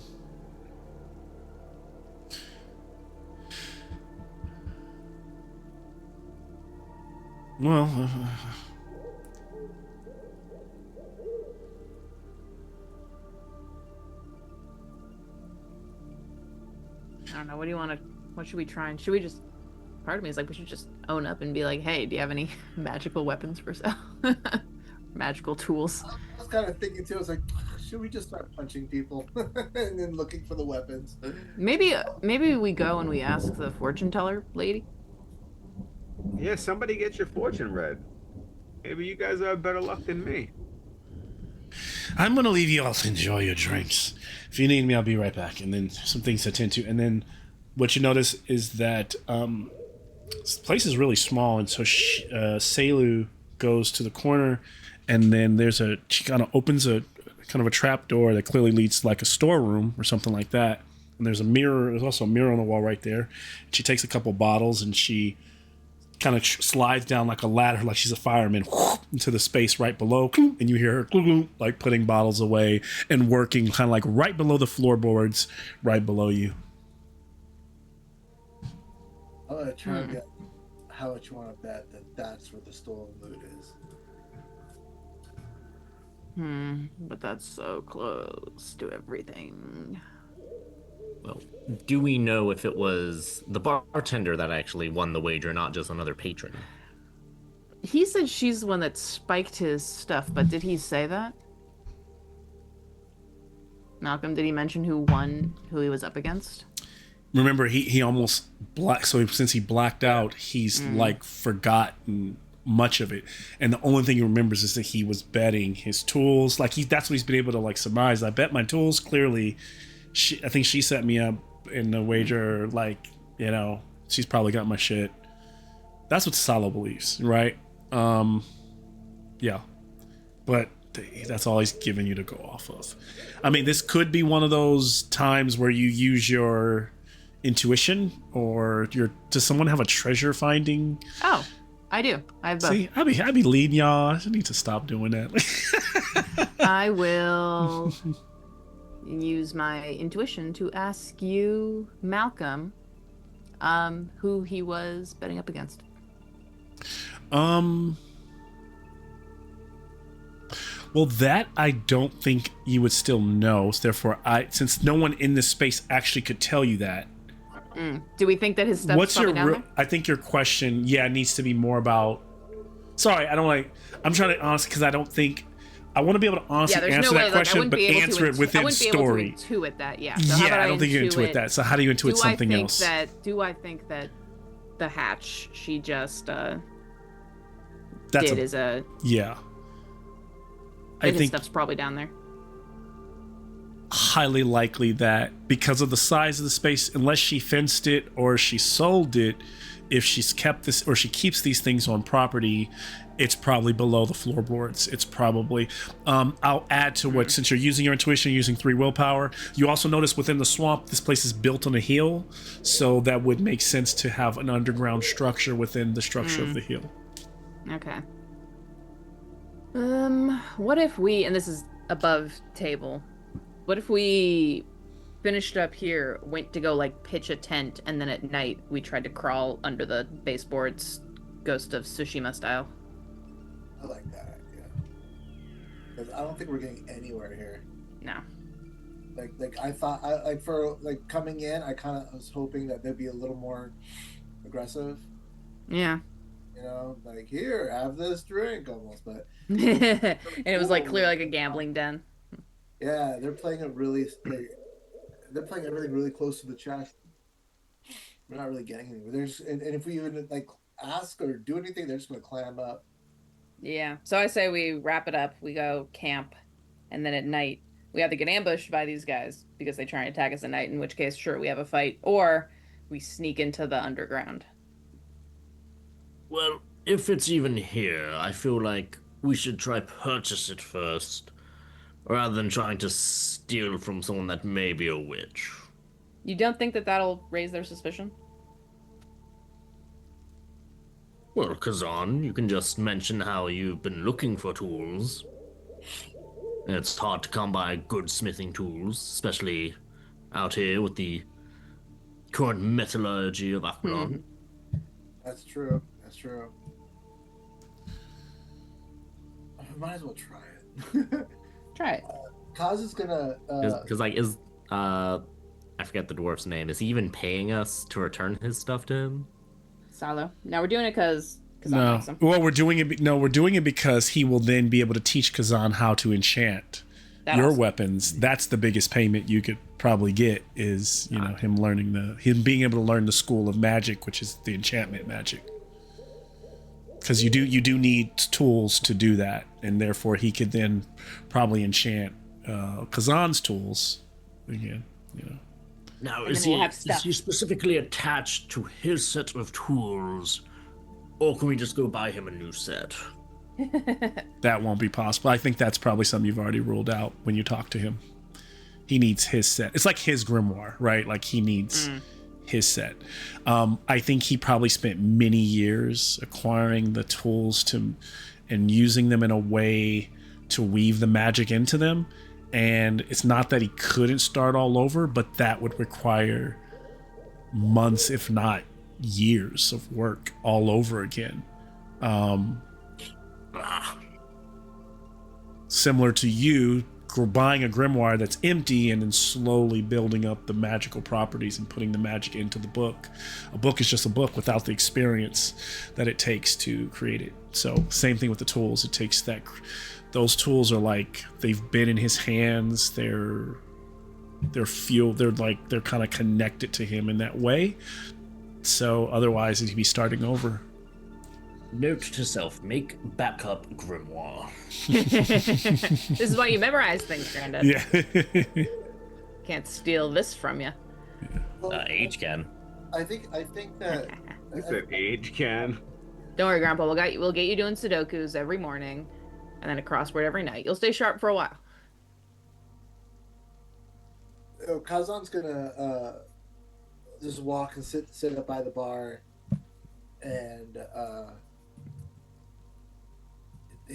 he's gonna just swirl his drink, take a sip, and be like, I want to ask you. You guys I'm sure you guys see a lot of specific people come by, and I'm trying to become a magical crafter. And would you happen to know, or could point me in the direction of a place where I can get some really good set of tools?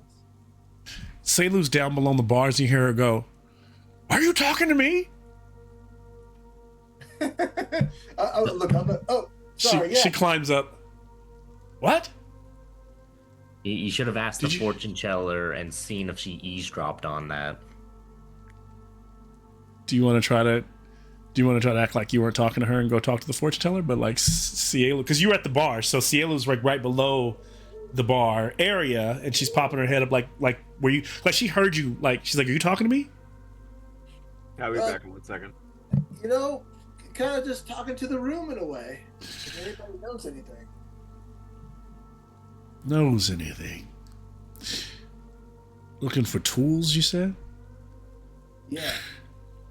No one comes here looking for tools. Do we look like artisans here? Do I look like a blacksmith? Seeing if you knew anybody. Do I smell like urine of a tanner? I'm a tanner. I don't smell like urine. Probably means you're not a good one. I don't think that's true. Yeah, she's just talking her shit. So she's like looking at like Kazan from the floor, like, and there's like tone shifting a bit. She's looking a bit suspicious at him. Can I, if you talk well, can I use my insight ability for 2 willpower She comes to roll back up. awareness to determine if she's telling the truth? Sure.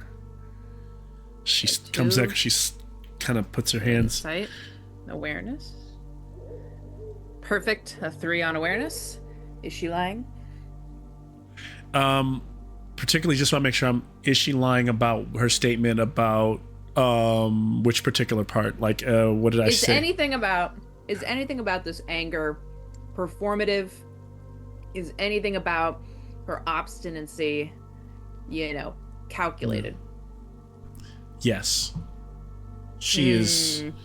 You're getting the feeling that whether she's lying or not, she is suspicious about.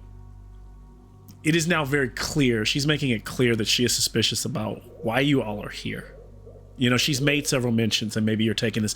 She made a mention about you all kind of seeming like newbies here, right? New folks in town, and then you're, only one of you is really drinking, and now you're asking about tools to the whole room.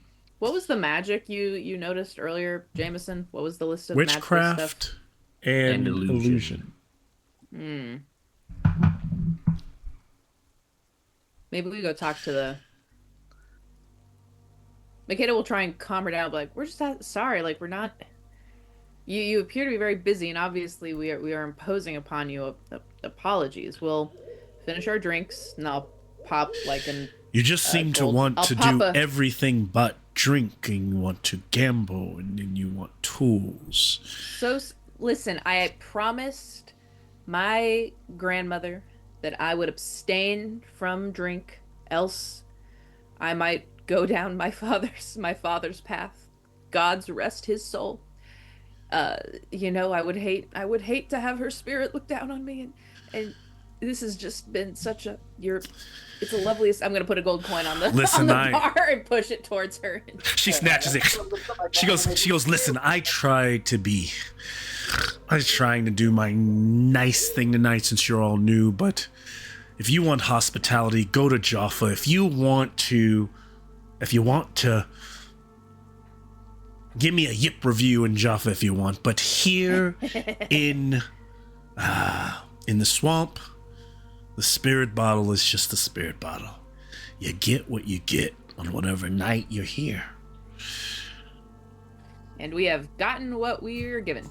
And on that note, we bid you good night. I would like to get my fortune told, if that's okay with you, before we leave. Please, you stay as long as you like. I'm just not interested in being questioned any longer.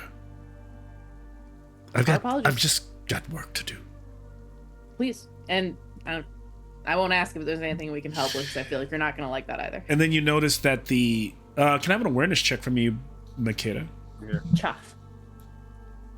Success. The dwarf goes from leaning off the wall to kind of starting to cover the door, and she goes, and you could tell that there's no, they're good. Okay, Thank she's you. letting us go. Okay. Interesting. I'm getting an off vibe from her. This is above table. I'm getting a vibe that maybe she's a prisoner here also, or that she's stressed in a way and with the illusion magic going on. I don't know if everything is as it seems. I would like to go get my fortune read. All right, off over into the fortune teller you go. Grandpa, do you want to get your fortune read too? I know you probably don't have many years So you left, both but, sit down, 1 silver piece. It'll be a short fortune. Let me see your fortunes, hopefully. I am sorry, I hope that there is a clearer view than what I had of your friend. Oh, you guys maybe haven't seen it. There's a joke where it's like me at the fortune teller. The tarot card reader turns over 3 cards. Each one is me in a hot air balloon running into a bunch of electrical wire. There's me. Is that good? Is that good? She's turning over like skull and crossbones, skull and crossbones, skull and crossbones. Vaqueda's like, huh? Is that good that I got all 3 in a row? Jackpot. Who's going first? I'll go first. D6 for... Actually, do me a... D4. D4. I have less potential than Jumpy does. 4 copper pieces.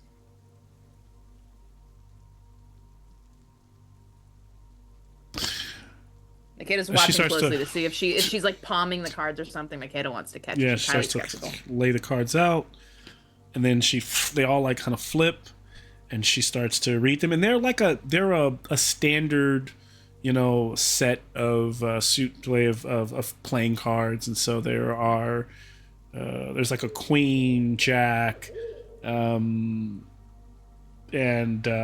several numbers, and you don't really know how she's reading this, but she goes,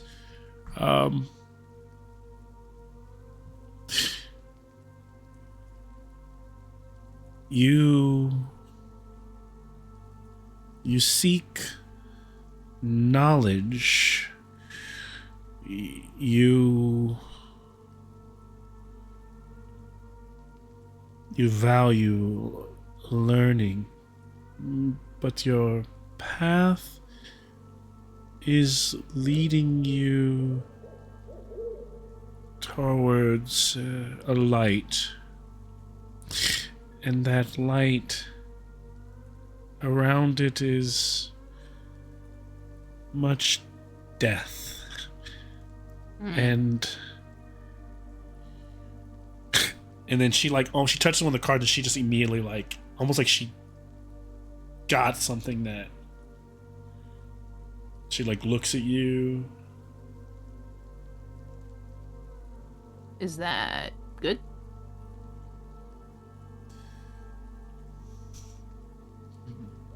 Bad juju.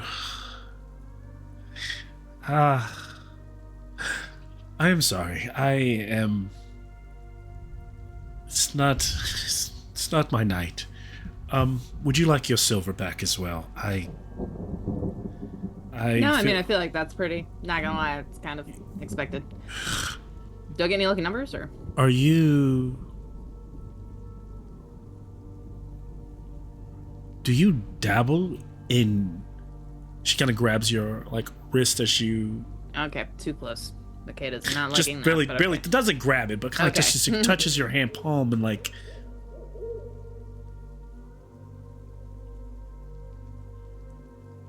Do you pray to gods? To one. Mostly. I see. In Orisha.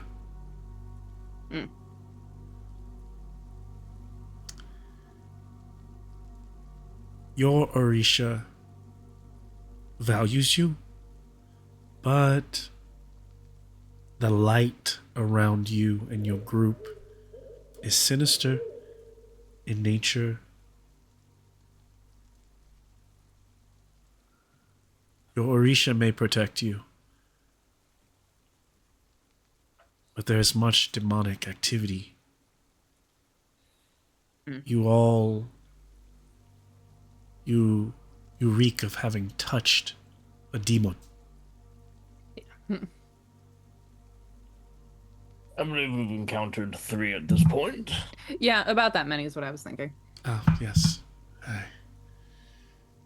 Yeah, you can keep the silver. Like I said, this is all like. It's almost like you've almost scared her. She's just like, And we're just like, yeah, yeah. yeah, that's cool. She said that she likes me. That's nice.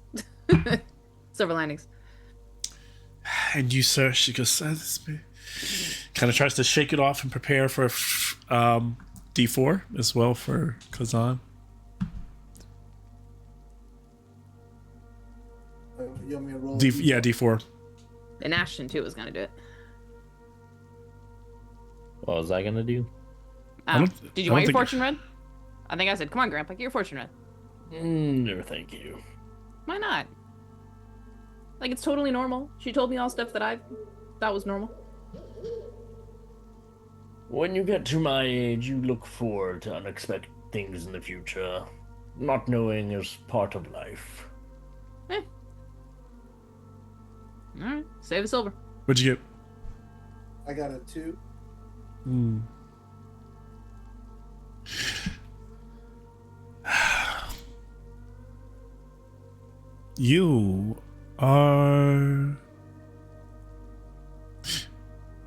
You're constantly seeking to strengthen yourself in body and spirit. You want strength to help your friends and keep them alive.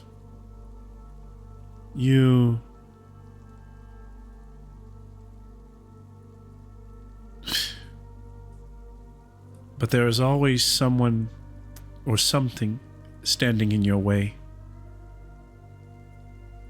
An item you seek that will give you the ability to be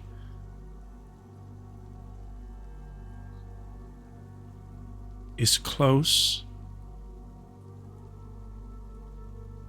but an enemy is closer.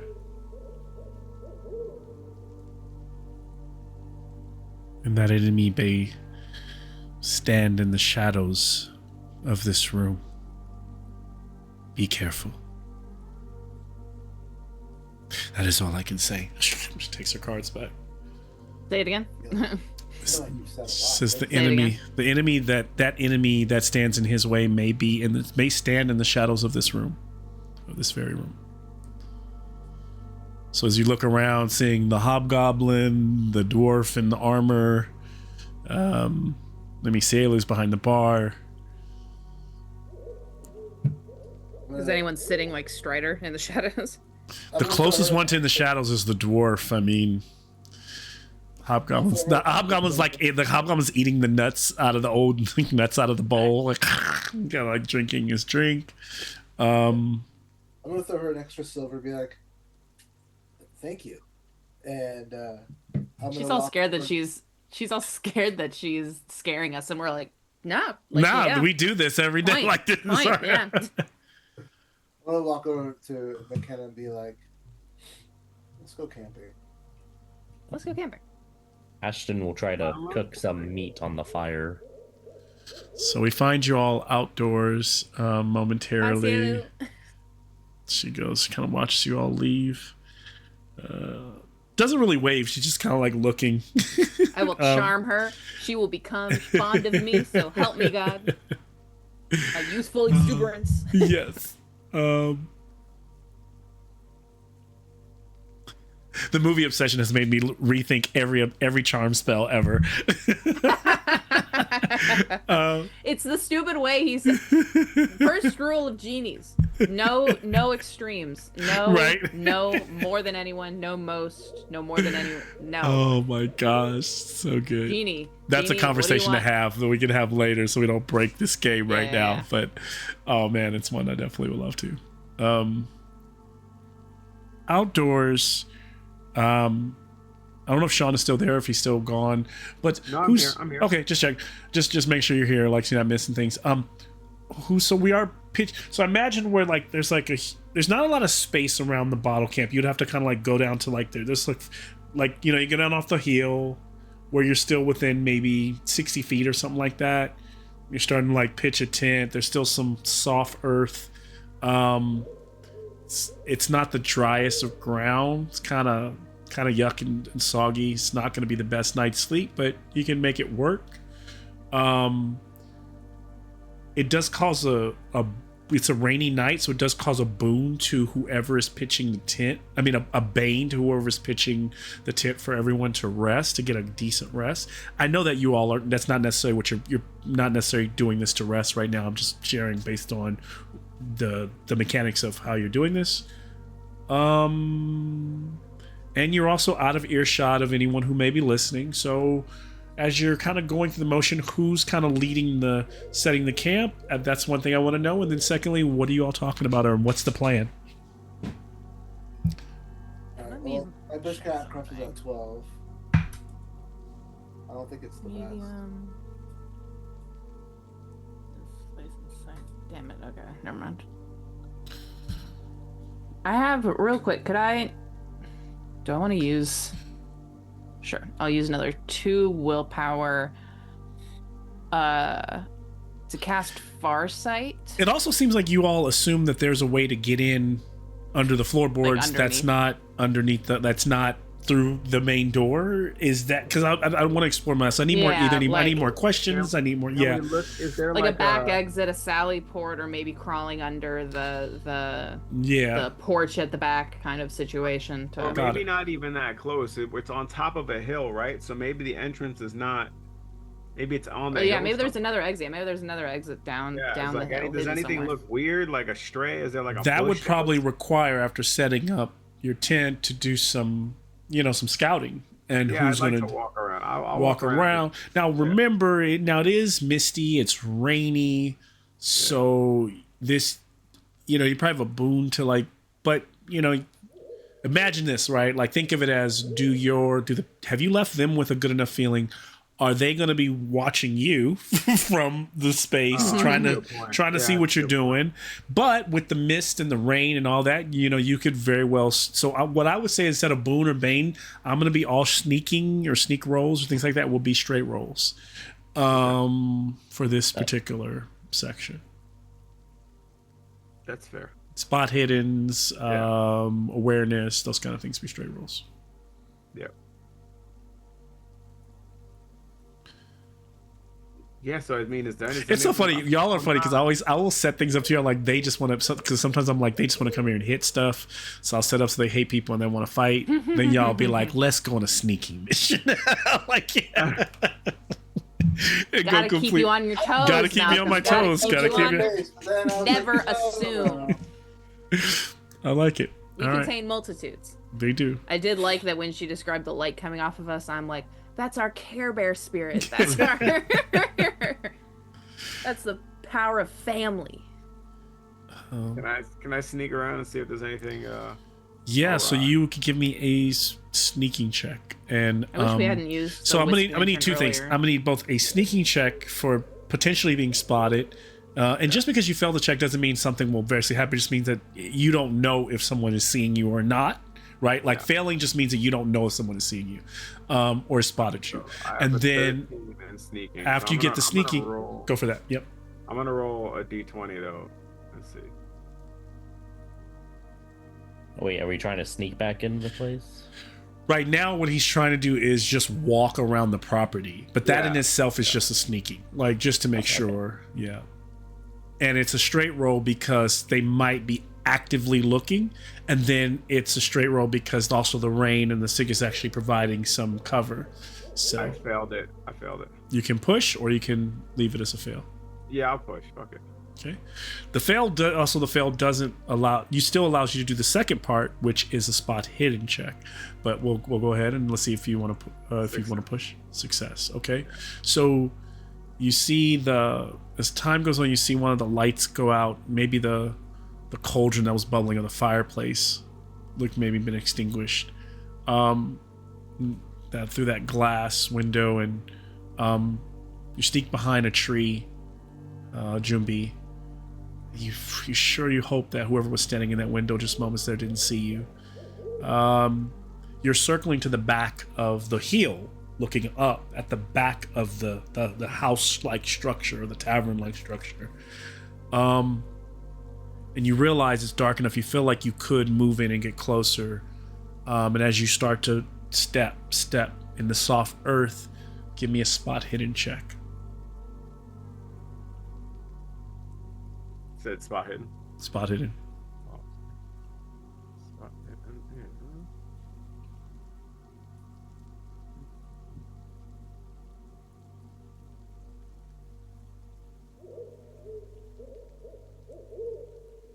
I failed it. Would you like to put? So, what did you take as your condition for the fail of the? What condition? Scared? No. What can I do with willpower?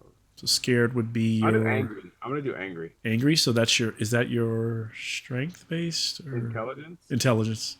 Yeah. Okay. Fair. So now you're doing another one. So are you going to maybe push disheartened or something else? Charisma, maybe. Yes. Can I do?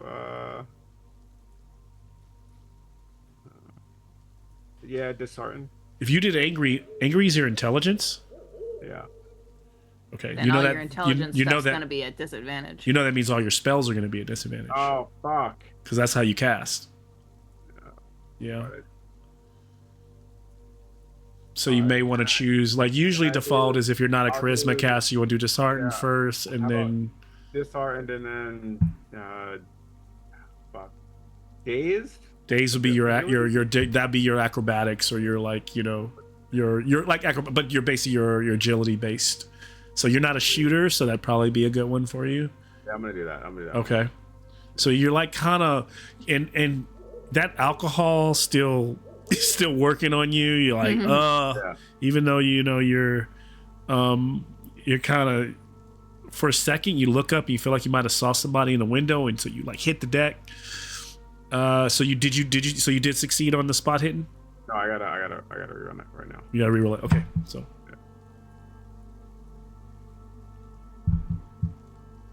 Oh, I failed that one too. oof. Damn. I don't know if, so at this point, Jumby, You just stomping around in the mud, all pissed off at yourself. you don't see anything. You're starting to feel like maybe you've bit off more than you can chew. Here's your option. You either saunter back, sneak back to camp, and tell everybody you kind of like the heebie-jeebies is getting to you, Yeah. or you let the liquid courage push you to crawl closer and just get closer to the house and potentially get more information on just that, on putting yourself, on risking yourself or getting closer. Because right now I see you as like crawling halfway up the hill Yeah. and not seeing anything from where you're at. And there's a point where you could just get closer and potentially see it without making the roll, but that's on you to decide. No, I'm gonna go back to camp and be like, I don't know what it was I drank, but it's not. That's doing me why right we right shouldn't now. have. We should have stuck to our guns. and Well, you said no started it. drinking. Yeah, I know. After I was a lot of talk. Jimmy, can I have a Bane willpower check? Bane willpower.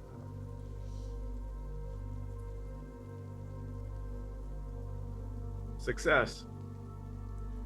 All right. And so you make it. You, like I said, for a moment there, you almost felt like you saw someone in the window where the cauldron head went out. And when you look back right before you go back, instead, you see someone again, and you kind of do a double take. And what you see out of the corner of your eye is a 10-foot tall, glowing, like golden figure with wings. And then it's fucking gone. That you drank. You And drank like the worm. wing, and like one of the wings are like Drank the worm. one of the wings are like torn off. It's like a bloody, like a nub, and you just you snap out of it. You're like, oh shit! I think there's like a whole haggard tree right there, and you're just like, nah, it couldn't have been. You get back to the group, and I'll allow you to take it away from there. Yeah, I am disoriented and I look disheveled. I look like I've been through something. I'm like I don't know what was in that drink, but it's not allowing me to do what I'm trying to do here. I got Jesus. nothing. I'm gonna just offer him some water and be like, come sit down. Yeah. Eat something. Drink some water.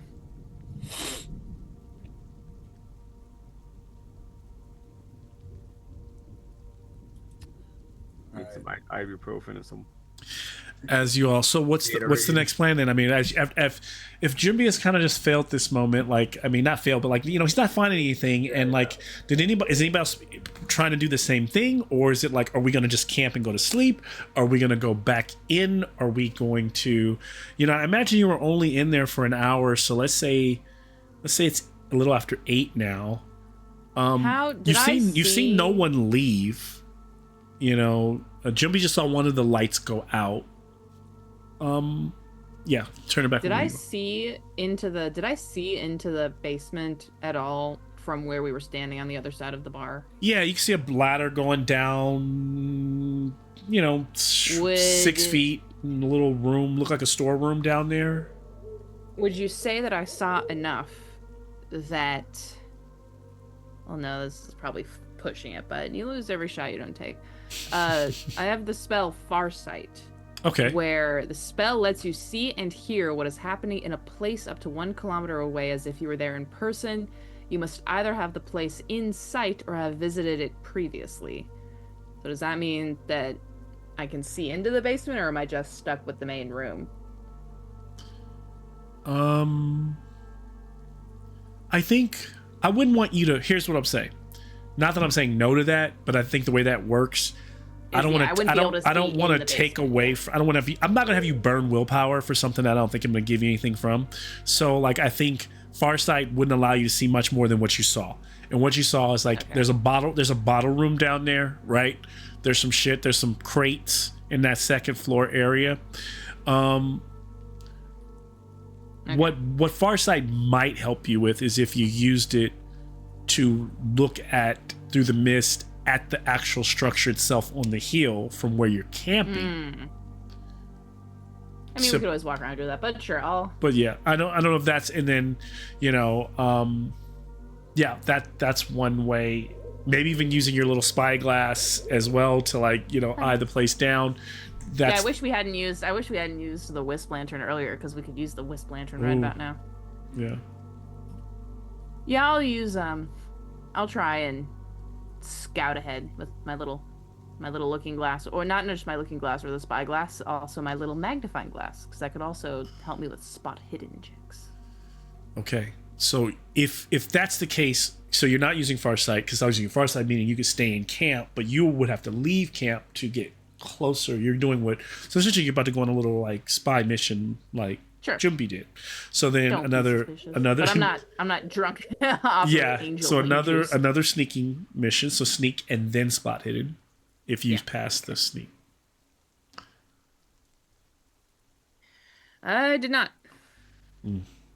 Oof! Tonight is rough. Do you want to push it? Sure. I will become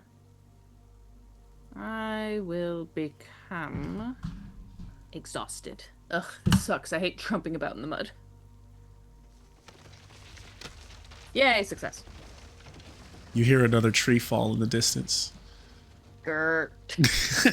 Hate that. I'm gonna be crawling. As I crawl, I hear the tree break. I think about it, and then where I'm army crawling through the dirt, I really quickly dig a little hole, put a coin in it for Eshu, bury it up, and then crawl over it. Vain awareness check. This is just a free, yeah. Damn it. Oh, awareness. Hey, that worked because I maxed out my awareness. So there was a tree that you swear when you looked over and you heard the fall. It was a tree off in the distance, but you swear that tree is not where it was. I feel like it's moved 20 feet. We're about to get attacked by rogue tree bear is here.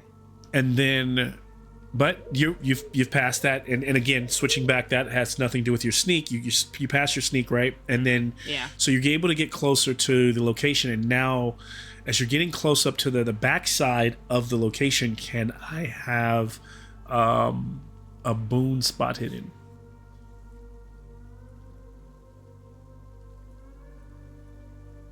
Success. So there isn't I've a got back. one eye with There my is no magnifying back glass, the other eye door. with the spyglass. Yes. So there, what you notice is on the back side, there doesn't appear to be a back door, but you do notice that this back area, you imagine, because you were able to put the architecture, the space in your mind, so it's likely that you're on the other side of the wall, where on the other side would be the tap room, where she was behind where she's behind the bar, and then the hole in the floor. And so you notice, like, right there, you notice that, like, because it's a swamplands, the house itself is built a bit up, like it's up on some, like, stilts, like slightly off the ground. And then, right on that wall in the back there looks to be a small outhouse, but built right up again. Usually the outhouse is separately. This is built right up against the back wall of little shanty, crummy outhouse. We're gonna have to crawl through the shit house. Okay, I'm gonna army crawl up to the in the mud. So if you pursue for it, you can, and get to the outhouse and take a look inside if that's what you're telling me you're gonna do. Yes. This place is disgusting. Yep. Your tempe is coming out, Sean. As you open the door, you notice that the outhouse is built to where there's like a wooden seat, but you notice that the pot you would sit on is a large metal bucket. There is some gross refuse in there. You don't know if it's actually body fluid or not, but it stinks nonetheless. But it looks like it looks like it slips in, like it could be pulled off. Like kind of like a if you have kids like me, you know that, like, kids potties have you slip the when you need to clean it, you lift that out and you take that piece out to get thrown out and washed, right? That's something like a little bucket that can be pulled out of the hole, and then you can see what's under the hole itself in the wooden structure. With the very tips of my little hyena claws, I will just do that. And as you lift up and out, sure enough, right under there is a crawl space that looks like it goes under the floorboards, into the darkness under the house. Okay, cool. I will lower that back, and then I will army crawl back to the camp, Okay. listening for trees as I go. Yeah. You see nothing on the way back. You make it back. You are back with the group, reiterating everything that you saw. I reiterate everything that I saw, especially including the shit about the tree that was moving, because that's hanging on my head. Let's say the rest of you. That's amazing. Gross. I know. So gross. I think this is fantastic. So, do we want to go? I want to go right now. Let's go right now. Let's not waste time, especially in case they try and kill us in our sleep. I look Did at the you tell old us man. about the tree, or did you skip past that? I told you about the tree for sure. Like, I don't know about this tree, but I'm down to check out this place. And then maybe we can get out of here before anyone notices we're in there. Yeah. Just keep your eyes out for any trees.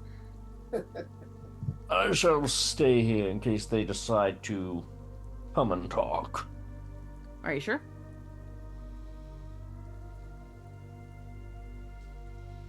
Fairly certain. Okay. Well, Sorry. good luck. If they come, tell them that we went looking for mushrooms or that we're asleep and we don't want to get waken up or something. I mean, if you could go hunting while you're at it, that'd be nice for some dinner. Can do, will do. Suddenly, as you all you're like, imagine you're in the tent talking. You hear some commotion. As you look out,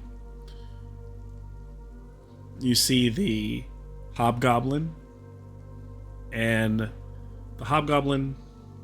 dwarf, and the dark armor, leaving leaving for the evening, and you see the door open behind them, and then you see the door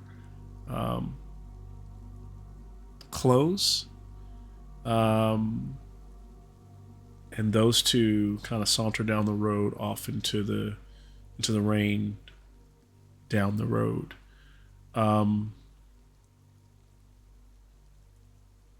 Where they're going, you don't know, but they're no longer in the space.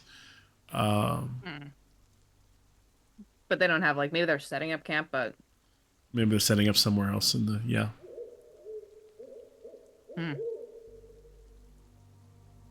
Well, this is even better. If we I mean, if you're sure you want to stay out here. Heat up. Well, at least that means it's just the owner and the fortune teller. Yeah.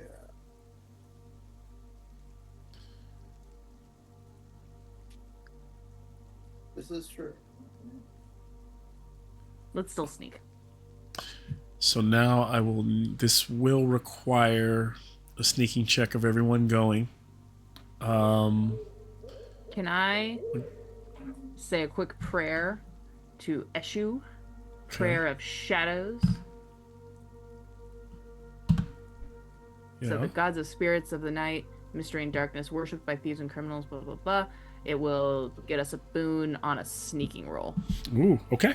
If it works. Yeah. If it works. Eshu.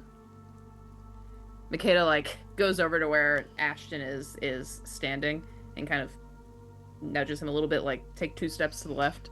And then right where he was standing, she's gonna dig her little hidey hole and dump a gold coin in it to Eshu. And then I'm going to pray. It just had to be right there. Yeah. And that's a success.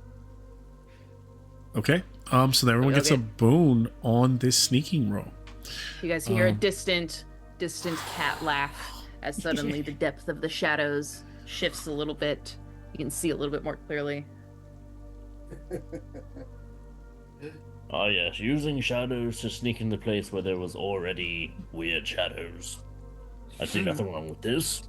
Yep. Eshu likes me. And in we go. Or out we go.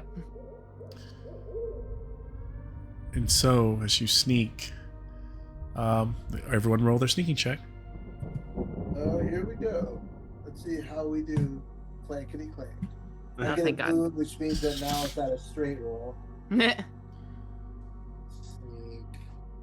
Sneakity, sneakity. Here we go. Success for me. And you sure, Ashton, you're not going? You're staying to the camp? Yep. Okay. I succeeded well. And so all successes. Eshu is watching over them. A positive thing about maybe even that fortune that was read, that clearly even the fortune teller could tell that Eshu's like kind of hand was like touched on her hand was on the group. You get you all get to the outhouse. Nothing happens. Everything seems to be going just fine. Kind of is cramped inside as you kind of pull like the pot out, like I don't know where you put it outside, but there you, of course, you all see the hole of the ground, the crawl space. Do you all continue, or who? And then if so, who goes first?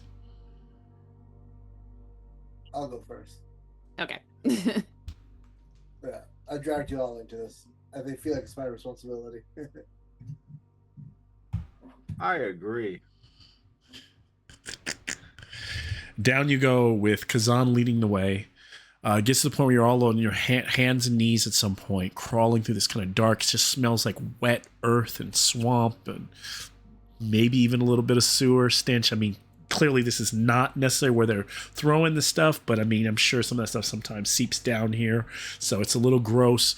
But you soonly get through the little crawl space to a point in where there is a wooden panel in the wall, and you notice that the wooden panel is like able to be pushed in, and as you do so, slowly sliding it drops in, boom, into a 15 by 15 foot space room. And as you look around, this is clearly the storage room that was right under the floorboards of the main bar tap room. You all are here under the floorboards, and you've pushed this little open space out in the wall to slowly climb in, the three of you. And so as you're kind of getting your bearings, it is also, by the way, it's pitch black here, other than and because it's so dark upstairs, it's dark. So I don't know if trying to adjust, you literally are fooling around. You can, and pretty much the only reason you know what's in the room is because you're slightly touching barrels and stuff that, you know, that looks like it might be bottles, and you try not to knock anything over. Can I grab out the wisp lantern? Because that sheds dim light in a 20-foot radius. You can. And so the light of the wisp lantern goes up, and you're able to see the room that you're in. So adding to that, any extras, what I will share is that down here in the storeroom,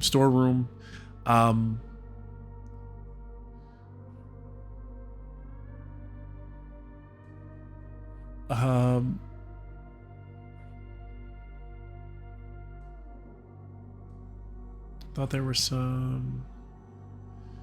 There are about in between the crates and the little shelving here. Some of the other stuff here, you start to look over. There appears to be pouches and things and knickknacks. Nothing of extreme value here, but things that look like they might be from, like, maybe your brain is going there, but could be from other travelers. Like they just sort of just kind of thrown all over that table.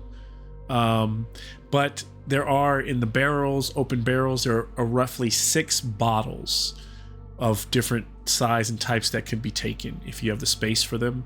I will say every 2 bottles counts as a full-blown item, you know, that's you're carrying in your sack.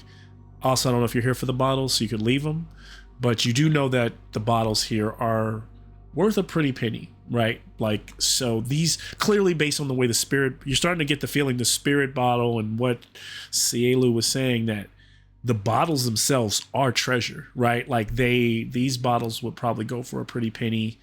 And just based on even what Jumbi tasted, the reason people might come here, and maybe some skullduggery, it may be a scary place to be, but if you're looking for, if you have a higher form palate, or you're looking for a bottle of whisk or drink that almost has a magical nature to it, this is the place. So these bottles, who knows what's in them, just letting you know, but maybe that's not what you're looking for right now. As you look around, you also notice once the lantern goes up that right here in the corner is a space in the floor that goes down to yet another level. Can I take a moment just to try and listen to see if I hear anybody breathing or snoring or? Give me an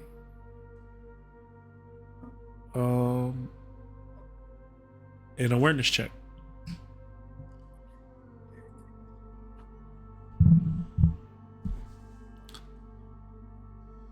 Just Kazan, right?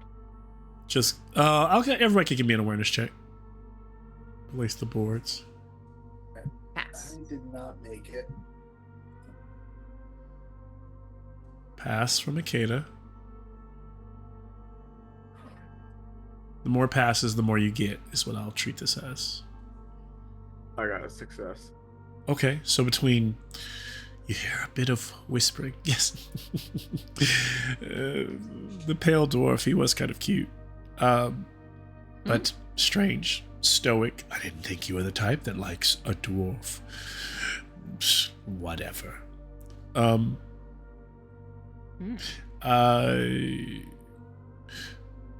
Yes. Count your purse. I mean, what did you think about those other? Strange. Interesting. They're talking about us. Something about them. Strange aura on them.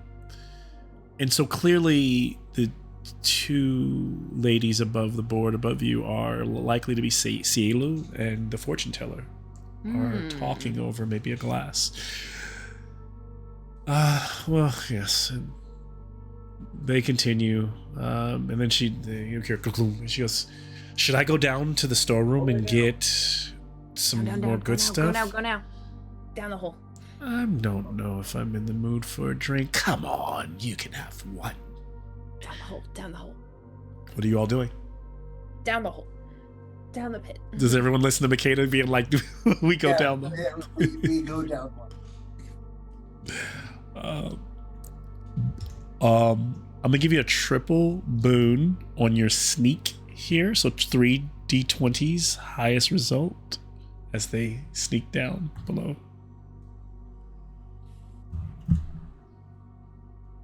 2. Success. Nice. Is that just for McKenna or all of us? No, all of you. Now remember, if you're wearing now remember you are still rolling at a Bane. Well, so you should still be rolling at a Bane, so you should still lose one because you're wearing plate armor. You're still wearing the plate armor? Yeah. So you should always be rolling So just 2 for me then, right? So just 2 for you. Yeah. Because your Bane will cancel out 1. What are we rolling? I'm sorry. Another sneak as you try to, there's a staircase that leads to a room downstairs as you all are trying to sneak downstairs without drawing any more attention to yourselves from the floorboards above. It seems like the two ladies above are having a little talk, having a little time together, so they clearly maybe know each other or maybe friends. Or yeah, more than I thought from what we saw of them. Mm-hmm. Another lie. I got a success. Okay, 6 success. That's good fun. That's really good on Kazan's part, considering his armor makes a lot of noise. No clankety clanks for me. With three rolls, you got to fail. Oh, we get 3 rolls? Yes. Oh. 3. It's a triple boon. Because they don't know you're below. They don't know you're beneath the floorboards, and so you just can't make a noise like the floors can't creak or whatever. I got a success. Okay.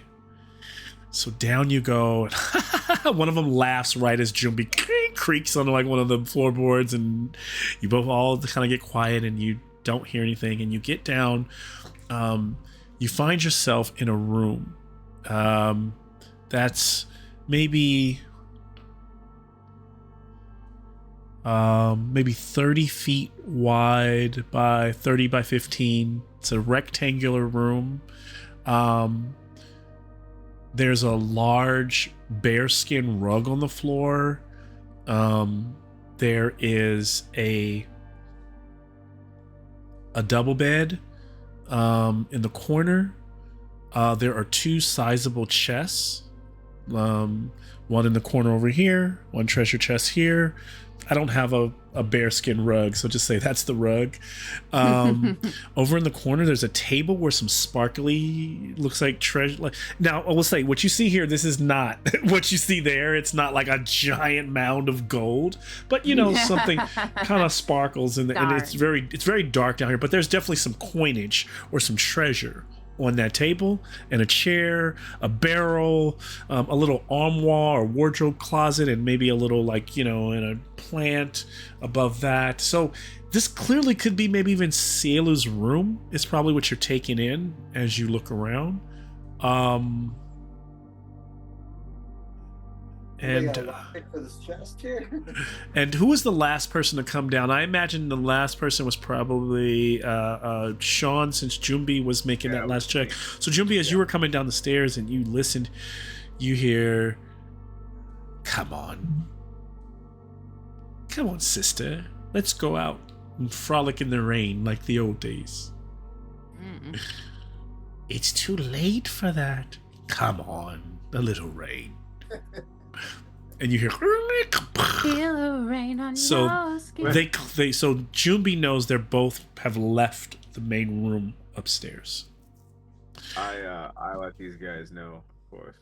Can I test this, the chest in front of me and see what's inside? Yep. So, anybody else doing anything else as you're kind of like looking at the chest? Shiny. Ashton see them go outside. Ashton, give me an awareness, boon awareness check.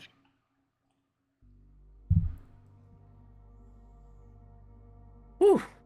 Thank you for the boon. Because that's a 20 and a 6. Oof. Oh. Ashton sees the two ladies step into the rain.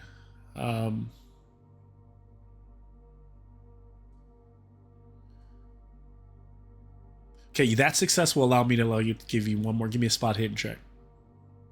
So you do so now. You did see them leave. You did see it. Now this is. Give me a spot hidden. What is my spot hidden?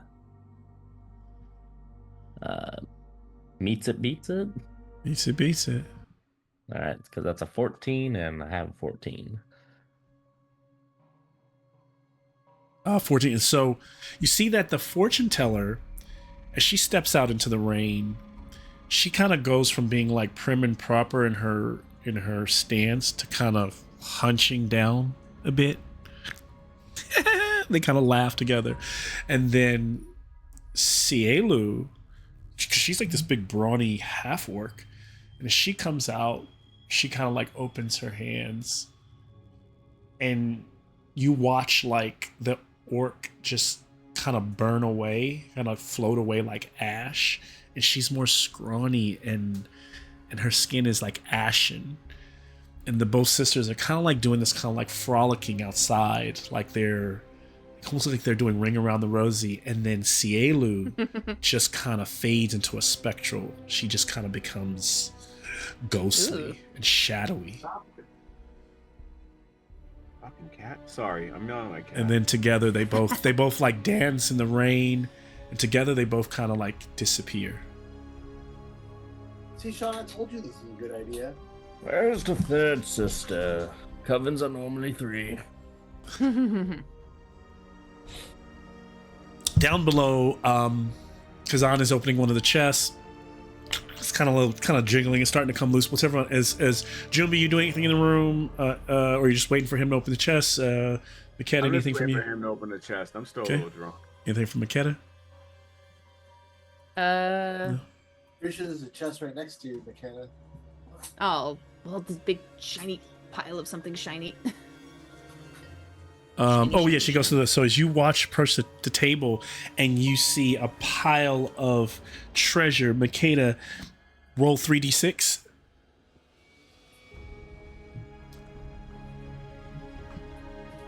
Oh, D6. 3d6. 16. You get 16 gold coins in your hand as you're just like, you've just palmed them in your paws. And as you are picking those up,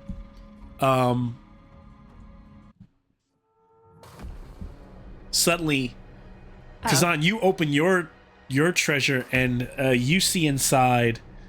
Ooh, there's like a couple like bracelets and rings, and you go to grab them, and then the treasure snaps down on your arm. Wah! And you feel this like awful as you see like teeth in the treasure chest.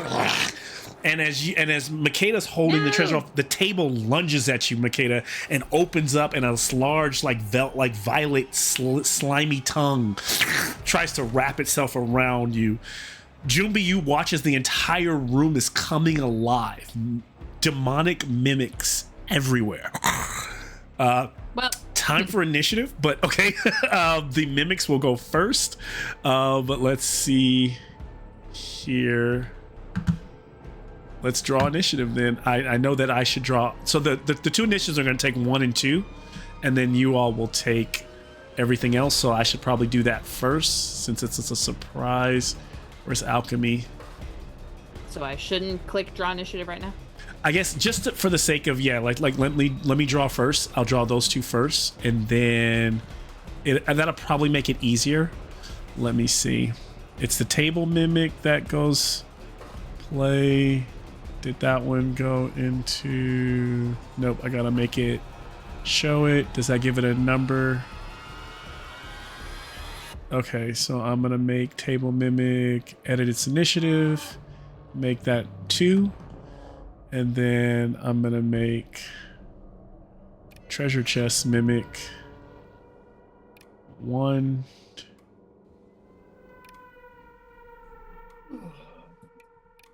And this will be our...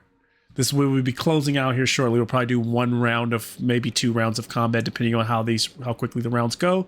Now everyone can draw initiative if you wish. I mean, if it's whether or not I wish, I suppose I will. Right. Yeah, I guess no, it's not.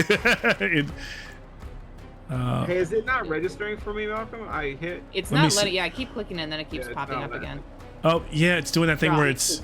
Oh yeah, you all. It's doing that thing where you all like, or it's just there. It's putting a bunch of you in the fight, but not giving me a 30 number. people. Jeez. Yeah, let's see if I refresh.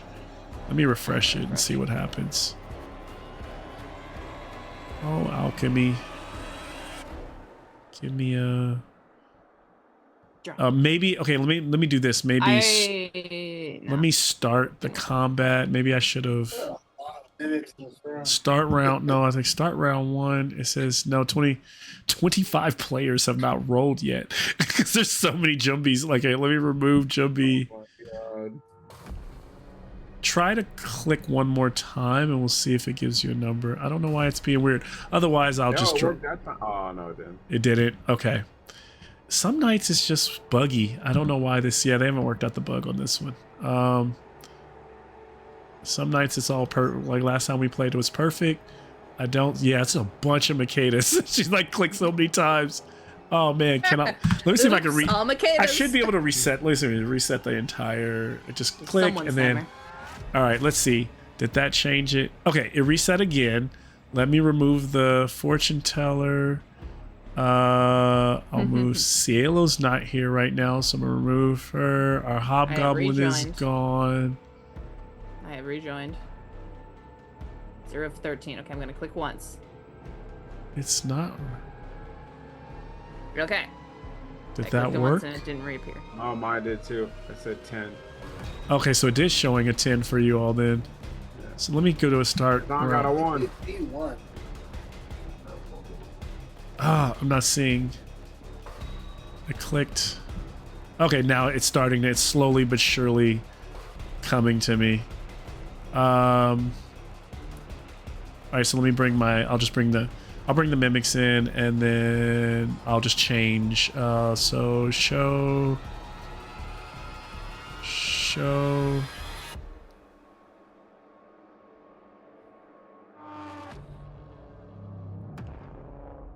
Okay, so share with me. And then we'll keep Ashton. Why don't you draw just in case we need you, so you'll have a number. If you can't. Oh yeah, Ashton cannot. So we'll always assign Ashton. It's a better way to do that. I'll just assign you whatever the closest is after I draw for share mimic. So I got Somebody else's dog is going crazy too. So the chest should be. Come in. Yeah. Oh, I pray that's not the situation. You could just make an enemy token for Ashton, then that way you can draw his initiative. That might be the best way to do it. For tonight, I'll just kind of like, I'll just make you. So did that change things? I made the table mimic is at 2. The wardrobe mimic would have been at 2. So I'll make the wardrobe 3. Because I don't know why it has a. Does everyone else have a number? We'll make Ashton. So I got 1, 2, 3, or I think we're missing a 4. So we'll make maybe Ashton 4 for now, just in case. Okay. Kazan, you drew a 1. I did draw a 1. Yeah. So because you drew a 1 and I drew 1 and 2 automatically, that means I'll just make you 3. Okay. That would have been your closest to wardrobe mimic. Would then go to 4. and then Ashton stays at 4. We got 5, 7, Shadow, Makeda 11. Ooh, 10, 11, and then okay, so that's fine. Okay, so with our space, So many mimics. And why would she keep all of these mimics down here? Pray tell. Why is she collecting them? I don't think that's the question we need to ask. I think the question is, how the fuck do we get out of here? I'll just go back to where we came if we can. Yeah, we don't want to. So we need to. Well, I guess because they're all mimics, they won't necessarily have stuff in them. I just gotta get my arm out of this one.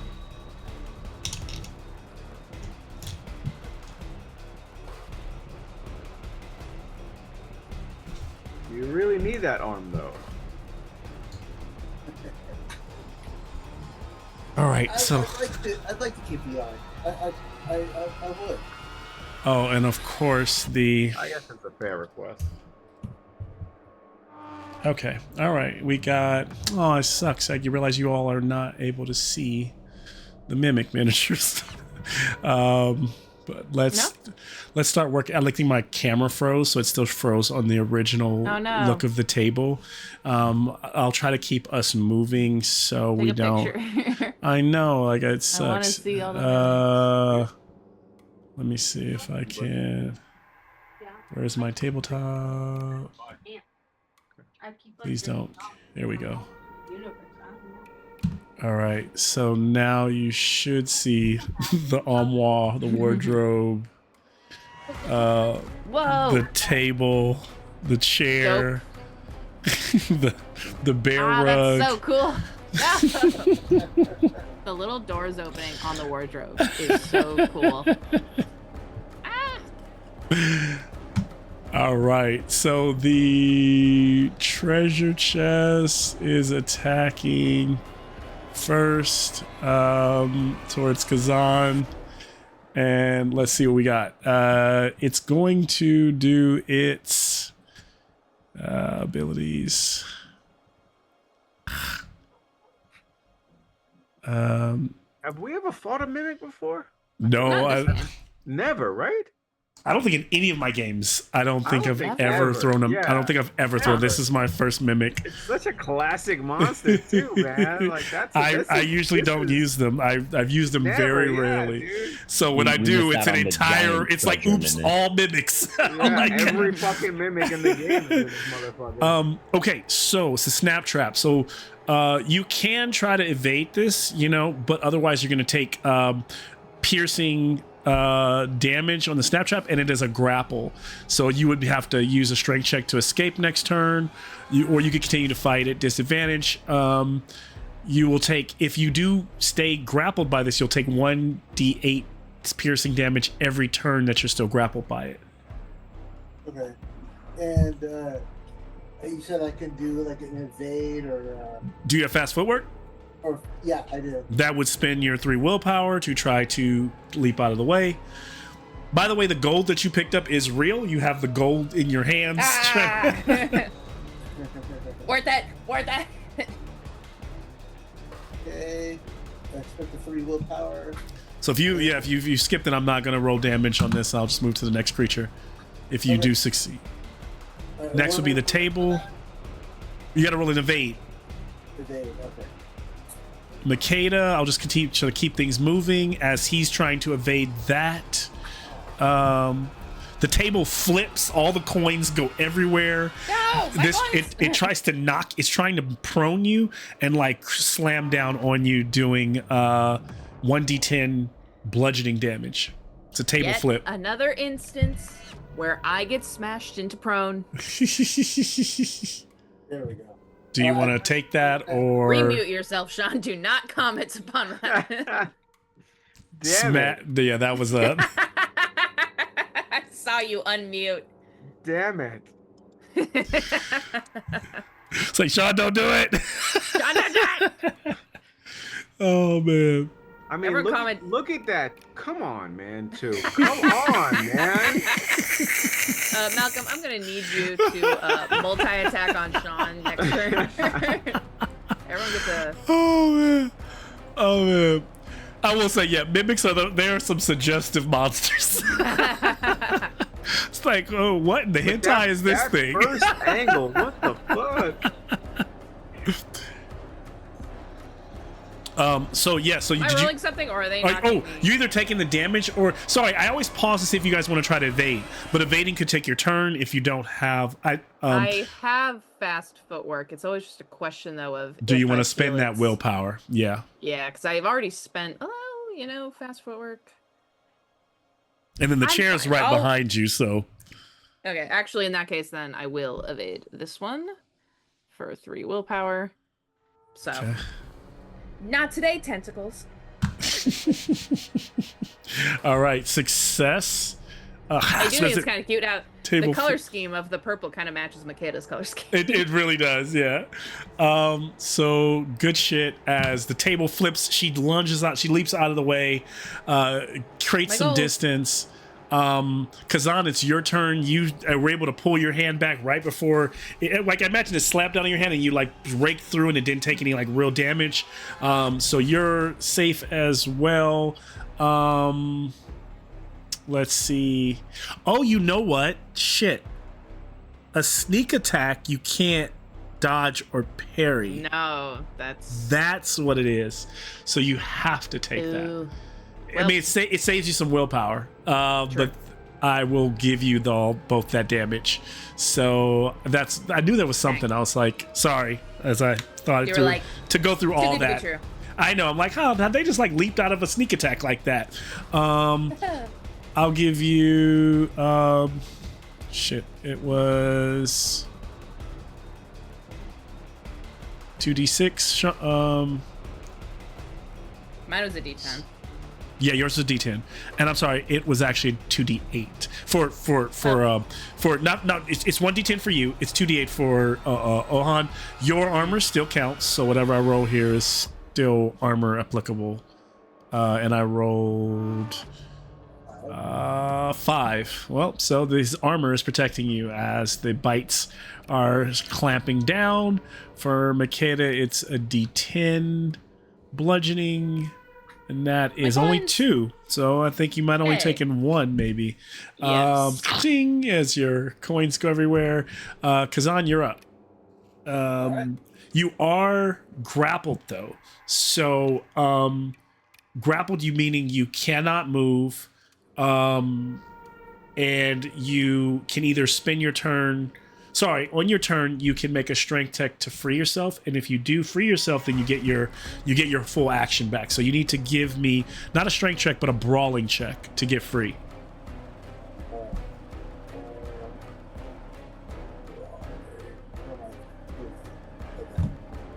If you fail the brawling, then you lose your turn. Shit, you can push, but Well, you know what? I can push because I didn't have to pull but out. you will take a condition. You gotta tell me which condition you're taking. A disheartened. Okay. Yeah, I'd say this is a pretty disheartening situation. I pass. All right. So you get out of it, so then you can take your turn. Whatever that's. Alright. I'm gonna bust out my bro hammers. Bro hammers. I can hear the dogs freaking out in the background. Yeah. Whose dogs are those? Really? I think that might be mine. Let me put Oh. the door. Okay, here's my first attack. Oh, you're fine. Don't worry about the dogs. Like I'm a. Okay. The first one's a pass, Okay. and then should I just do it all at once or one at a time? One at a time. So the first attack. Okay. Bro hammer. Yeah. Go ahead and like because you may be able to dish all the damage from that one blow and see what it does. Because I still take into account my. Ooh. That's okay. The first one's a 10. Okay. Oh, I gotta add my modifier really quick. The first one's an 11. And then the second one was at a big Here it is.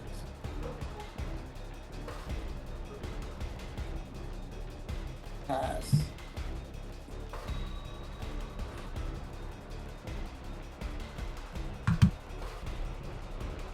Seven. All right.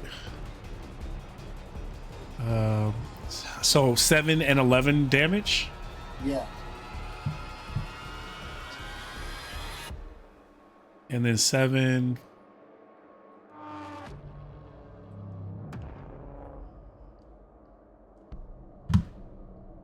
How do you kill it? How do you destroy? Yay! Just right center, just right through the top, going, you know. So what you Like- notice like a is, yeah, as you're smashing down on these, like when it crushes, it almost a demonic nature. Like your hammers come down on this thing and it bursts. It's wood splinters, and then inside there's bits of like purple guts and black ichor, like as though the thing had like innards, like, and it's like blood splatters all over your like armor as you're crushing this demonic. Like you busted open a crab. Yeah, The yeah, black like ichor, like part of the materials that we were talking about. Ooh. I don't know. That I don't know. Can't tell you there. You can clean up later, but for right now, no. In the moment, you know, you got these is all happening in 10 seconds intervals.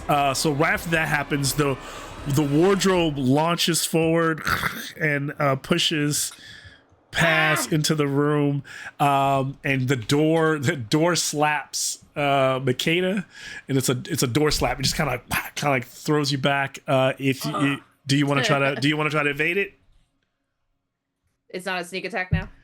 It's not a sneak attack. Okay, thank God. Yeah, I'll evade. Okay. Right, I need to roll for that. I can't just do it. And I did it. With a 2. All right, nice. So you kind of like dodge out of the way as the door is like swinging wildly. I imagine like this is something out of the original Evil Dead. Like the whole room is alive and just kind of weird. That thing misses. Back outside, Ashton, you just watch these like women disappear. You clearly, based on your thoughts that I heard you sharing, you believe them to be possibly hags.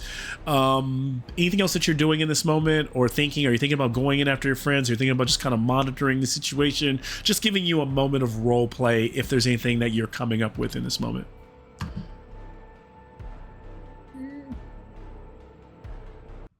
Let's see, what is the best course of action? Hiding. No, I he'll mean, just Hags, pretend is it- like he's setting up camp still while still monitoring the building to see if when they return. Smart. Okay.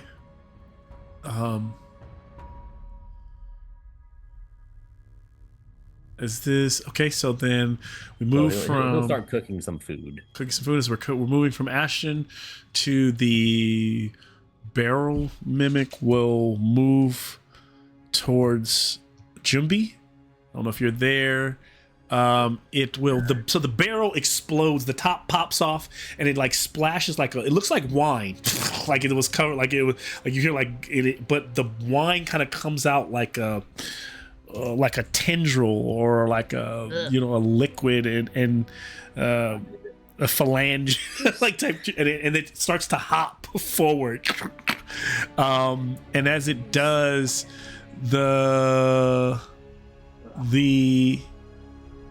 as it pops towards you and Kazan, that's when the top pops off and it splashes, and this ooze kind of splashes all of you in a cone shape. And are either of you trying to evade? Evade this move. Evade is at a bane, and even if you pass a fast footwork check, you will take half damage. Because it's kind of like an area effect. So you don't have to choose. You can just take you can take the full effect, or you can take the half effect by trying to evade it. Your choice. There's no place I can go, right? So yeah, it's just choosing like, are you kind of like fast footwork it or Yeah, just? take full- I don't think full- you have fast full hit footwork or though, half right? it. Yeah, I don't have fast fall. Okay, so then you're gonna take the full. It's just a decision. Just Kazan, do you want to take? It's gonna be 2d6 acid damage. Does my armor count on acid damage? Your armor. So You're here's gonna the get thing. damage? No. Your armor is gonna take damage here. Reduce. All targets suffer. Sorry, all targets suffer 1d8 acid damage, and number rolled reduces armor. So the number I roll, so the for you, because you're wearing the number I roll will go towards your armor first. If it reduces your armor to 0, then you will start taking damage. If it reduces your armor to 0, then your armor is destroyed and needs crafting to be rebuilt back up. So okay. Yeah, I'll do the fast. I'll do the fast one. Save the Alright. armor. So I'm gonna roll the My d8. baby is gonna get It's hurt. 1d8. It's going to be, so it's going to do 6 points of damage. So Jumbi, that means your armor is what, 1 or 2? 1. So your armor, you would take 5 points, and your armor would be ruined. That's how it would work. No. So Jumbi has no more armor for this fight. For this, while we're still down here, like it's like your armor. I pass. You pass. So then you'll take half of 6. You'll take 3. So your plate armor goes down to 3. Alright. And then that's until you have a long rest to craft it back together. So your armor's, remember, your armor is going to be temporarily at a 3. Yeah.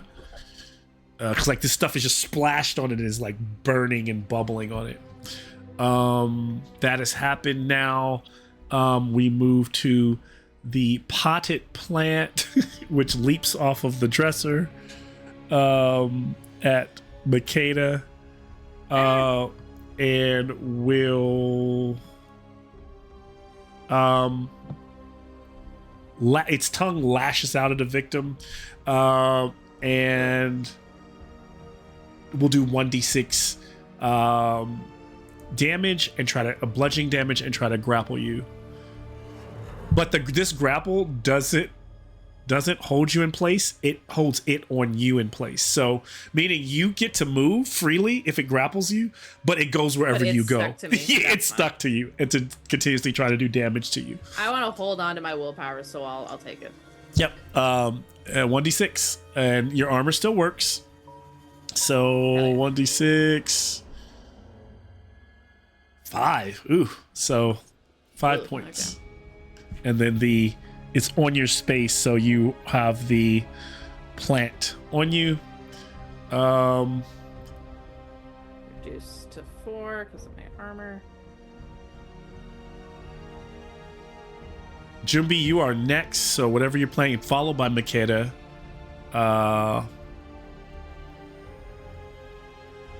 Multiple things to target in this room. What do you do? I'm just gonna make an attack on that fucking thing that hit me with the fucking The barrel. Yep. Acid that spit. fucking barrel, bro. Hate that one. Whatever you want to do there, go for it. I guess I'm gonna. I mean, I gotta take some type of fucking whip attack, I guess, right? So we've already destroyed the treasure chest. It's down, gone. Spell it. How do Hit it with something. Yeah, we gotta destroy that barrel before it hits us again with more acid. Yeah, I'm gonna use that whip that I have, Okay. the whip of the Night Mother. So it is.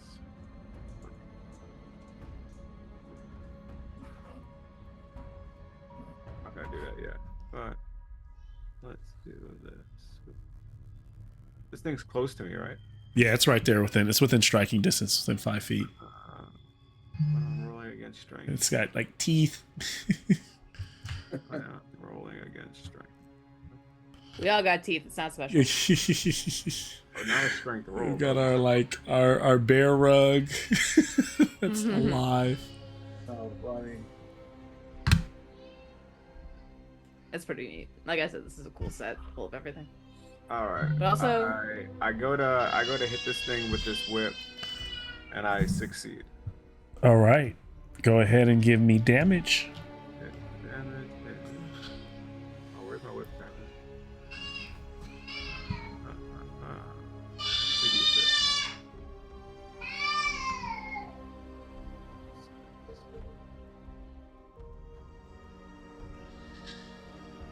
for 10 damage. 10 damage. Damn it, Dan, I don't have much armor there because it's so... Yes. Okay, so how do you kill it?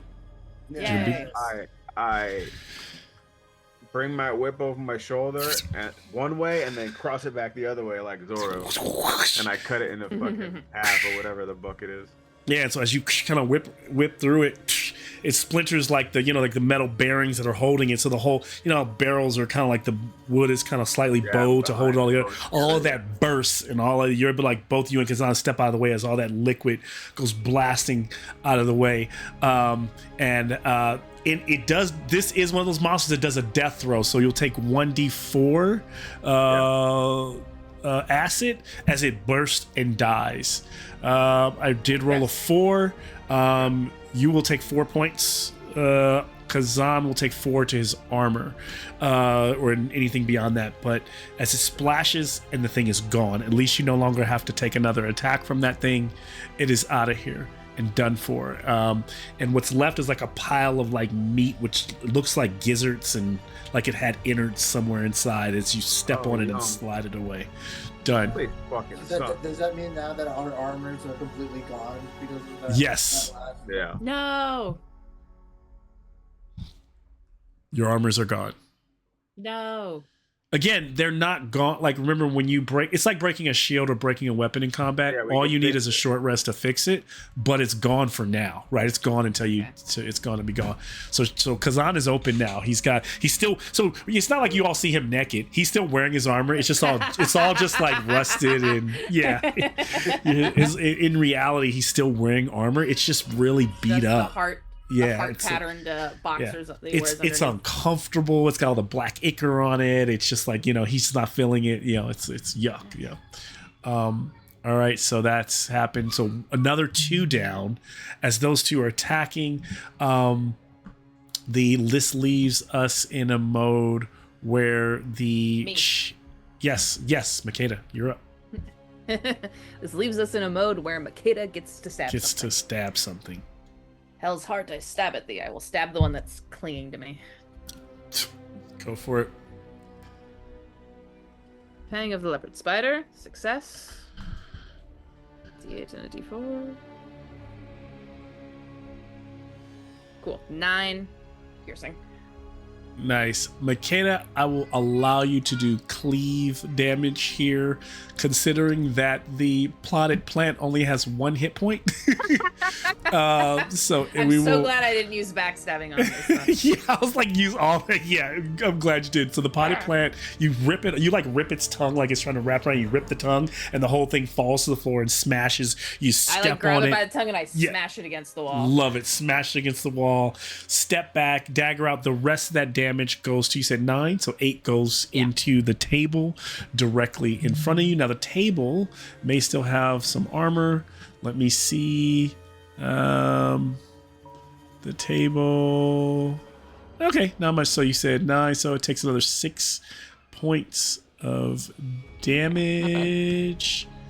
And you get the feeling as you all are fighting and watching Smash that while these things, they hit pretty nasty, they're pretty soft, right? Like once you get through them, they break, they go down easy. I will say the table, when you stab into it, its tongue, it screams and lurches back, hobbling, and it looks bloodied as you pull your dagger out. This makes the rug and the chair angry as they can take opportunity attacks on me though, right?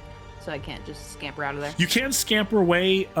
In this game, you always get a free chance to evade. So if you move away, you'll get an evade check for both of the creatures that are close to you, and as long as you pass, they will not take an opportunity of attack. Away I go. Away you go. Okay. Evade. To regroup. So yep. Okay, 1 will hit. Okay. And the other one does not. All right, I'll say the bear rug was trying to do its own thing. If it meets, it beats. No, so if I get beats it. So if you get a 16, then both are good. Both are good. Okay, so then they both where are you moving to? Because it is both of their turn. Are you trying to move behind Jumpy? Behind Kazan and Jumpy is what I figured. Behind me. The bear rug, the chair rushes Jumpy. The rug rushes Kazan. I think that it makes sense. I'll go with the chair first for a basically spin kick. Our target tries to, the chair kind of like flips towards you, trying to knock you prone, Jumpy. If you can't do anything, you're just going to take D6 damage. I mean, I can't really evade. There's nowhere to go. You can't. Right? Yes, it's just it's damage. It just whacks you in the face, that's it. and you fall prone. For The- 6? The chair kind of like dances around, or like dancing around you as you like hobbling. As you fall down, the rug mimic will attack Kazan. I'm doing their like basic their first attacks. Like most, they don't all have like 6 attacks. They all have like a couple. So this one is going to try to do this turn. A rug wrap, so it tries to it leaps off of the ground. It's clearly trying to wrap itself around you and bring you down to the ground and kind of tie you up. You can fast forward if you want to. Yes, I am. Yes, sir. You know what's fucking crazy? The only thing I could have really done in this situation was fireball, and that would have hit everybody. but then everything would be dead. So yeah, you maybe, yeah. But then I would have. just burn. I kept thinking about it. I'm like, I can't do that. That's not a me thing. That's like a. All my haters turn to craters when I cast the fireball of success. But that's like something you see on like fucking on somebody else's YouTube. That's not something that I do though. You know, I don't. It just seemed like I wasn't sure it would work anyway. All right, I think we can move quickly. Did you fast forward, Kazan? Okay, so you leaped out of the way. Draw initiative on the second turn. I think we'll do one more turn. Where we end here is where we'll end the game for tonight. We'll move as fast as possible. So I'll allow you all to start drawing. Hopefully these will draw normally. I only clicked it once. Looks like they're working. Could have looks like clicked it twice, but I only clicked it once. Yeah. They're not 10,000 Makedas. Next time, I'm just gonna shoot a fireball. Fuck it, I'm gonna be that guy. Chest mimic, high, barrel mimic is gone too. Shadow, he's gone. Seilu is gone. Just removing. I hate that it always brings everybody back. Gotta find an easier way. Table is still alive. So most of you have drawn. Then Ashton is still there. Makeda is drawn. Yeah, I'll be back in 1 sec. Yep, this will be. Then I'll do table. Show. Rug. Hide. Everything's working. I'm just going through the process. Almost there. Show. And then I got a pull for potted plant is gone. And chair mimic. It's the last one I gotta pull. Show. Okay, so we are I'll allow Ashton to go first. So Ashton, you're cooking up. You don't see anything. Things seem to be normal for you. Makeda back down in the dungeon as there all the shit is hitting the fan. You get the first. Hi, it's time for you to go. Hey, why are you here? No. I heard you giving mommy a hard time. I'm not gonna reward that. Go to bed. No. Love you. I know. Sleepy time. What's wrong? Well then, okay. I'm almost done. I'm gonna be 10 minutes. But hey. You gotta go lay in your room, and I'll come see you after. Okay. Can I get okay? Can you listen? Okay. Bye. Daddy's almost done. I'm about to get off. But you should be sleep. You need to start listening. We're gonna have a conversation. All right. This is our we're closing up. She wants to close out with me. All right, Amy, sit down on the floor then. Sit on the floor on the books. Okay. Daddy said you can stay. Go sit on the books. Sit down right here. Sit. Okay, now she's gonna go. Okay, Makeda, what do you do? Yeah.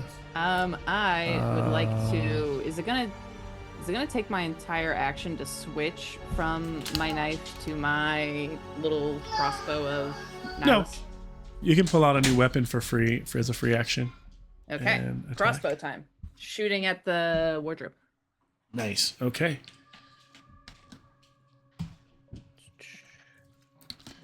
And I missed. Because my crossbow is awful. I will now become sick. Can I push an attack? You can. You can always. You I can push will an become attack. sickly. And I got the same number.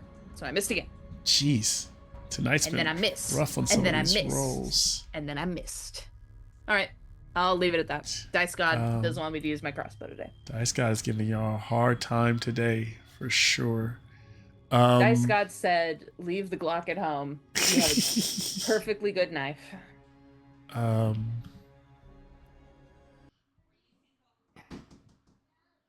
right, so we are at, oh my god, how did I get, okay. So we are at, who is next? Rug Mimic is going to, dude, what are you doing? No, I don't want to do any of this.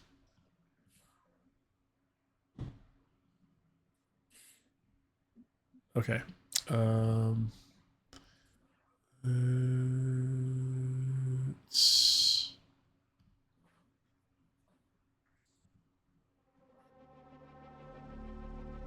Okay. Where were we at? Rugman is going to. So I tried to wrap Kazan. It could not get him. He was able to like leap out of the way. So it's going to try to bear maul him and bite him. So again, you can try to evade. This is just a lunging towards you and trying to bite you, or you can take the damage. I'm gonna take this one. This one is just a maul bite. It doesn't like grapple you or anything like that, but it is a D12 damage, which we don't roll D12s very often. Let's see, D12s could be hit or miss. They often don't roll very high, but ooh, 10 damage on Kazan. He's not used to taking that kind of damage as the bear is mauling him, and and what's funny is you're not being mauled by the bear's head. It's an entire mouth underneath the cover, like that's just like in the chest area that's like latching onto your body. Something out of like the Thing. As the blood pours, it's kind of starting to pierce through that, starting to bend that plate armor. You take that damage. You don't go prone or anything like that. We move forward. Jumbi, if you're there, it's your turn. If not, I'll move past you just for the sake of time. Yeah. All right, you're up. What are you doing? You're prone. You stand back up for free on your turn, of course. Is it just the rug that's awake, or what? Rug, so the living things in the room are the rug, the chair, the armoire, and the table. We've got 4 things that are still What if I fireball kicking this it. shit now? That would probably be a good. Tell me what the fireball does and how many. Because if it is it an error, go ahead and read it for me. Or I can let me see. Let me try to pull it up too. I believe fireball is a one person thing. I think fire blast might be an area effect. Jameson's also can weigh in here until I can get to the rule. Oh yeah, against a upcast single it to target. deal more damage or hit multiple targets. Or hit multiple targets. So you can upcast it multiple. So if you upcast it by your 3rd level, you get 3 targets. 3rd level. And get 3 targets. I'll upcast it 3rd level. So, yeah. so that you choose either the. So if, of your 4 targets, what are the 3 you want to hit? You got chair, table, and The rug, the chair, and the armoire. that seems right to me. Okay, And then go ahead. goddamn You want this to it. work? Roll against necroticism, right? Yep. No, not necroticism. Against your. You have to roll against the spell that's animism. So or element as elementalism. Do you have elementalism? I believe you must have it. Yeah. You look at your secondary skill for elementalism. Element. 12. Okay, I gotta roll. So it might be. It's probably lower than your necroticism. Yeah. But if your room, at least you burst this whole room into. I got a fire. dragon. Oh shit! Okay, Yay! so you're doubling all your damage there. Each one is going to take a roll for that damage separately, I believe. So 4d6. Or you can choose to not spend willpower on the spell if you get a dragon. Yes, and then so your choice. Either double the damage or save the willpower, and then roll the regular damage. It's already 4d6. I'll just do the 4d6 damage to each one. Okay, go for it. Roll. So you want to do it separately for the rug? Yeah, I'll do it separately. Yeah, so there's the first one. Is that rug? So the rug is... It burns up. It's gone. Yay. It wails and dies, and curls up and burns For away. the armor, it's 17 damage. Okay. Whatever that bookshelf thing is. Armor has a little bit of armor, but it's not resistant to the. So yeah, it dies 2. And then that in the fucking chair thing that hit me takes 13 damage. So it was the armor. It wasn't the table. It was the armor. It was the armoire, the table, and the rug. Yeah. All right, all 3 of those. I mean, not the table, the armoire, the chair that hit me. Right. The chair is gonna go if you hit the 17. Well, unless you hit really low. Roll for the chair. The armoire 17 that killed it. No, I only had 3. I can only go 3. Yeah, so you rolled 1 for. So you should roll 4d. You should roll 4d. Wait, you're 4. It's 4d6. Yeah. Does it allow you to? I thought no. I thought it's 1d6. You're either adding 1d6 for every power level, or you're doing different targets and doing 2d6 on each target, right? No, it says 4d6. Oh, it's 46. It's 46. It's 46 at the first level. No. So what is the first level fireball? 2d6, right? 2d6. So what James is saying is you either, if you go to power level 3, you could do 1d6 on top for each power level. So you did a 4d6 on 1 creature, or you do the 2d6 to 3 creatures. You wouldn't do 4d6 to 3 different creatures. Does that make sense? So a fireball. Okay. So fireball, 3rd level. Yep.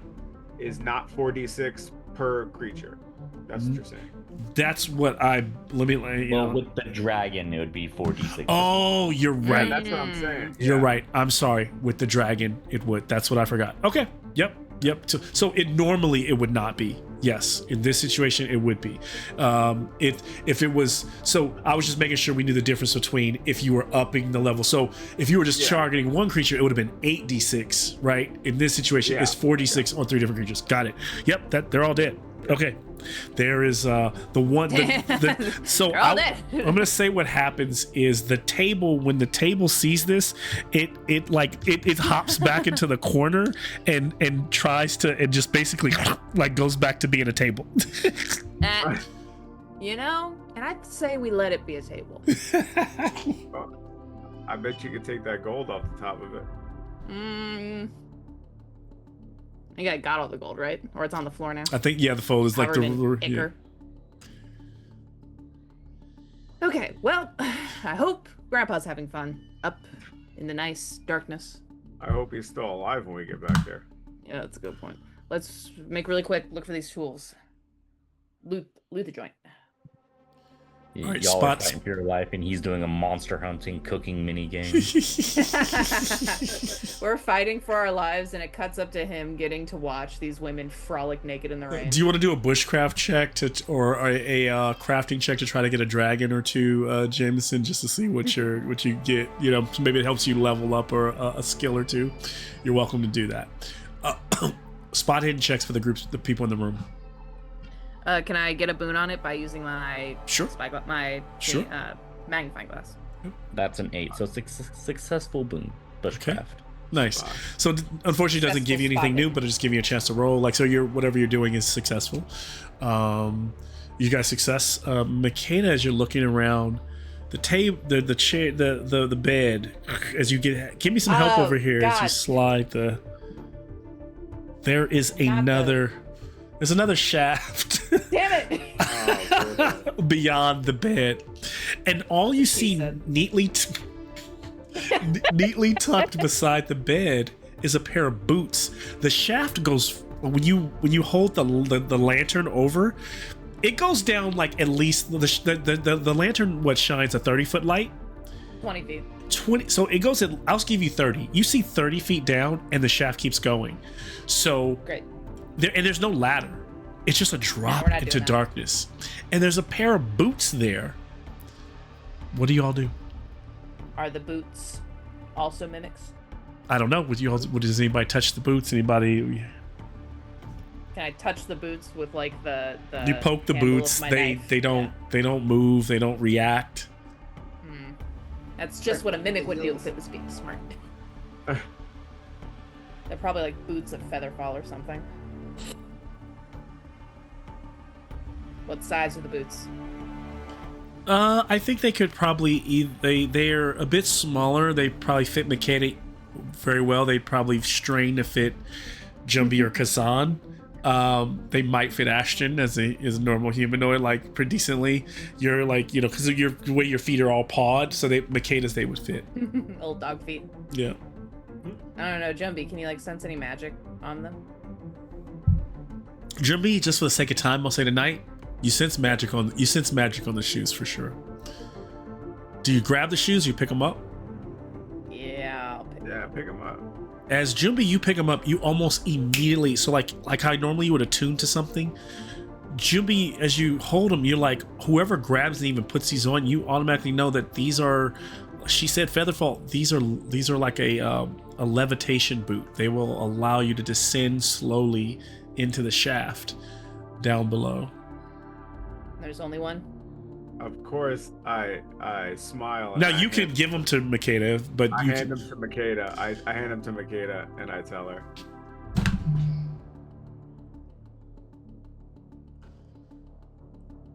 Okay. I pull them on and then I tie a rope around my waist so you guys can hold on to me like a leash because I am not dropping into whatever this is without the ability for you guys to pull me back up. Kushunk, kushunk, boots. you feel this magical, you feel like your toes kind of tingle as when you put them on. Walking and on sunshine. yeah, and you begin to kind of like Hey. lift, and it almost feels I'm like starting to gravity feel doesn't good. exist. The way you're able to just kind of start to slowly, you can almost like use them to this controlled descent to bring yourself Before I go Down down into the the- pit, I am gonna do a little point at my eyes, point at Kazan, and say, if I find these tools for you, you are making me something really nice. Kazan just a thumbs up. Knife out, wisp lantern into the hole I go. Down, Makeda, you begin to descend. like Are you imagining it like taking the Alice in lantern with you? Wonderland. Are you taking the lantern with you? Lantern, knife, down I go. Knees drawn up so it's like a little cannonball, just a little slow levitating. You begin to descend and descend and descend down into the darkness until you find yourself you go down what feels like, you get down as you're like counting it, you get to the point where the ground floor where you're clearly down almost 100 feet, and you find a little cramped room of stone. And as you look around the lantern, there's nothing. You're just in a little dark, cramped space. A rat runs by you. Ah, What do you do? spot hidden check Give me a Gotta spot. Give me a knock it on spot. walls, Give me a spot hidden anything hollow. check. with my magnifying glass. Success and a success. And a success. I'm lucky.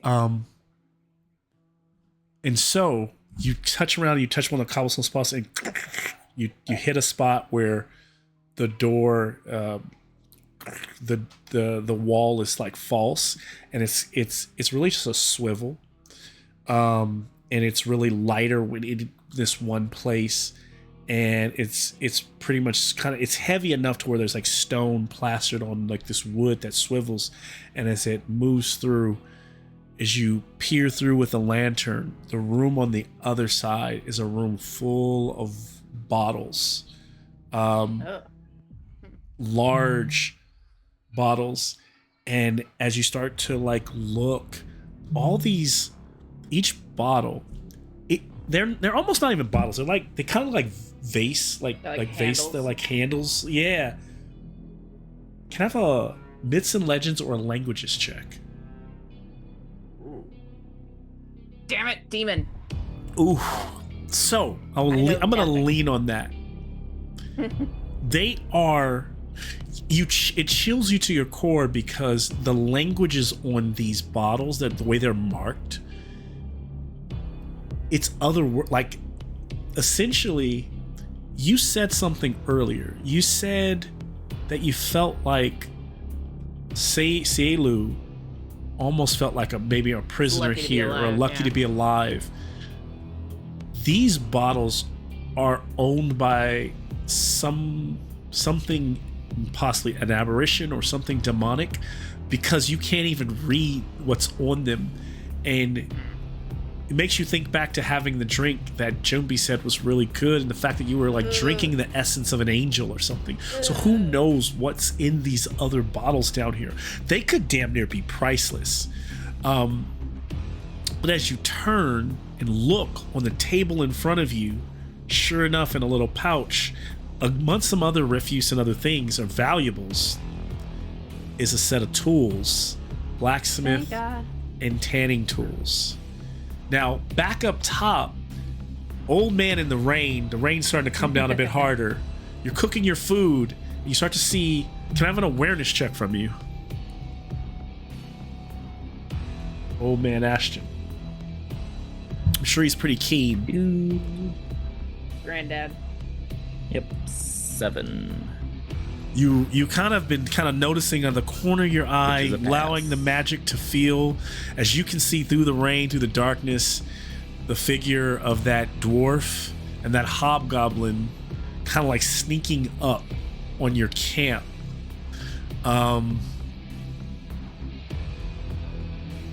In the room down below, do any of you call down to Makeda or you like how's it going down there? Anything like anybody? Yeah. Jumbi, Kazan, yeah. As you all do, behind you all, Kazan and Jumbi, shadow on the wall. A shadow begins to move like a. They come in threes. They come in threes. Makeda, do you grab the tools? I grab the tools, and if there's a bottle, then maybe I can tuck under the other arm. Bane acrobatics. Bane acrobatics. Bane acrobatics. Let's use a different d20. That one wasn't very nice. Ah! Oh, Bane. Damn it. That was a dragon. Oh, sorry. Acrobatics. Oh, the rolls are better. Uh-oh. Acrobatics. No, I have failed. You grab the stuff, and as you do, you kind of slip and you fall against the wall, and where you should feel your arm connect or slam against that cold, slimy wall, you fall right through it. And as you look up, there is a hall, a dungeon of sconces, completely lit, well lit, going down as far as you can see.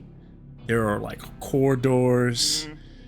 You find yourself in a very ethereal, strange complex, and you can easily try to turn back, but before we find out if you can turn back, we crash to black. The hag-like a shadow on the wall behind Kazan and Jumbi. The figures moving in on Ashton, like, as he begins to wield his magic. Yes, and Makeda with the thing that they want, but in this very strange place that should make no sense. She shouldn't be able to be here in the swamp. Good game. All right. Well, so Malcolm has watched Backrooms. For sure. You'll get it. The crazy thing is, Backrooms, I love when I lucid dream and I can actually explore the non-Euclidean geometries of dream I love space. that, So I the actually would love to explore the back rooms. I would figured you find might. it a Yeah. good way to spend an afternoon, but not in this case. Not in this case. Not in this case.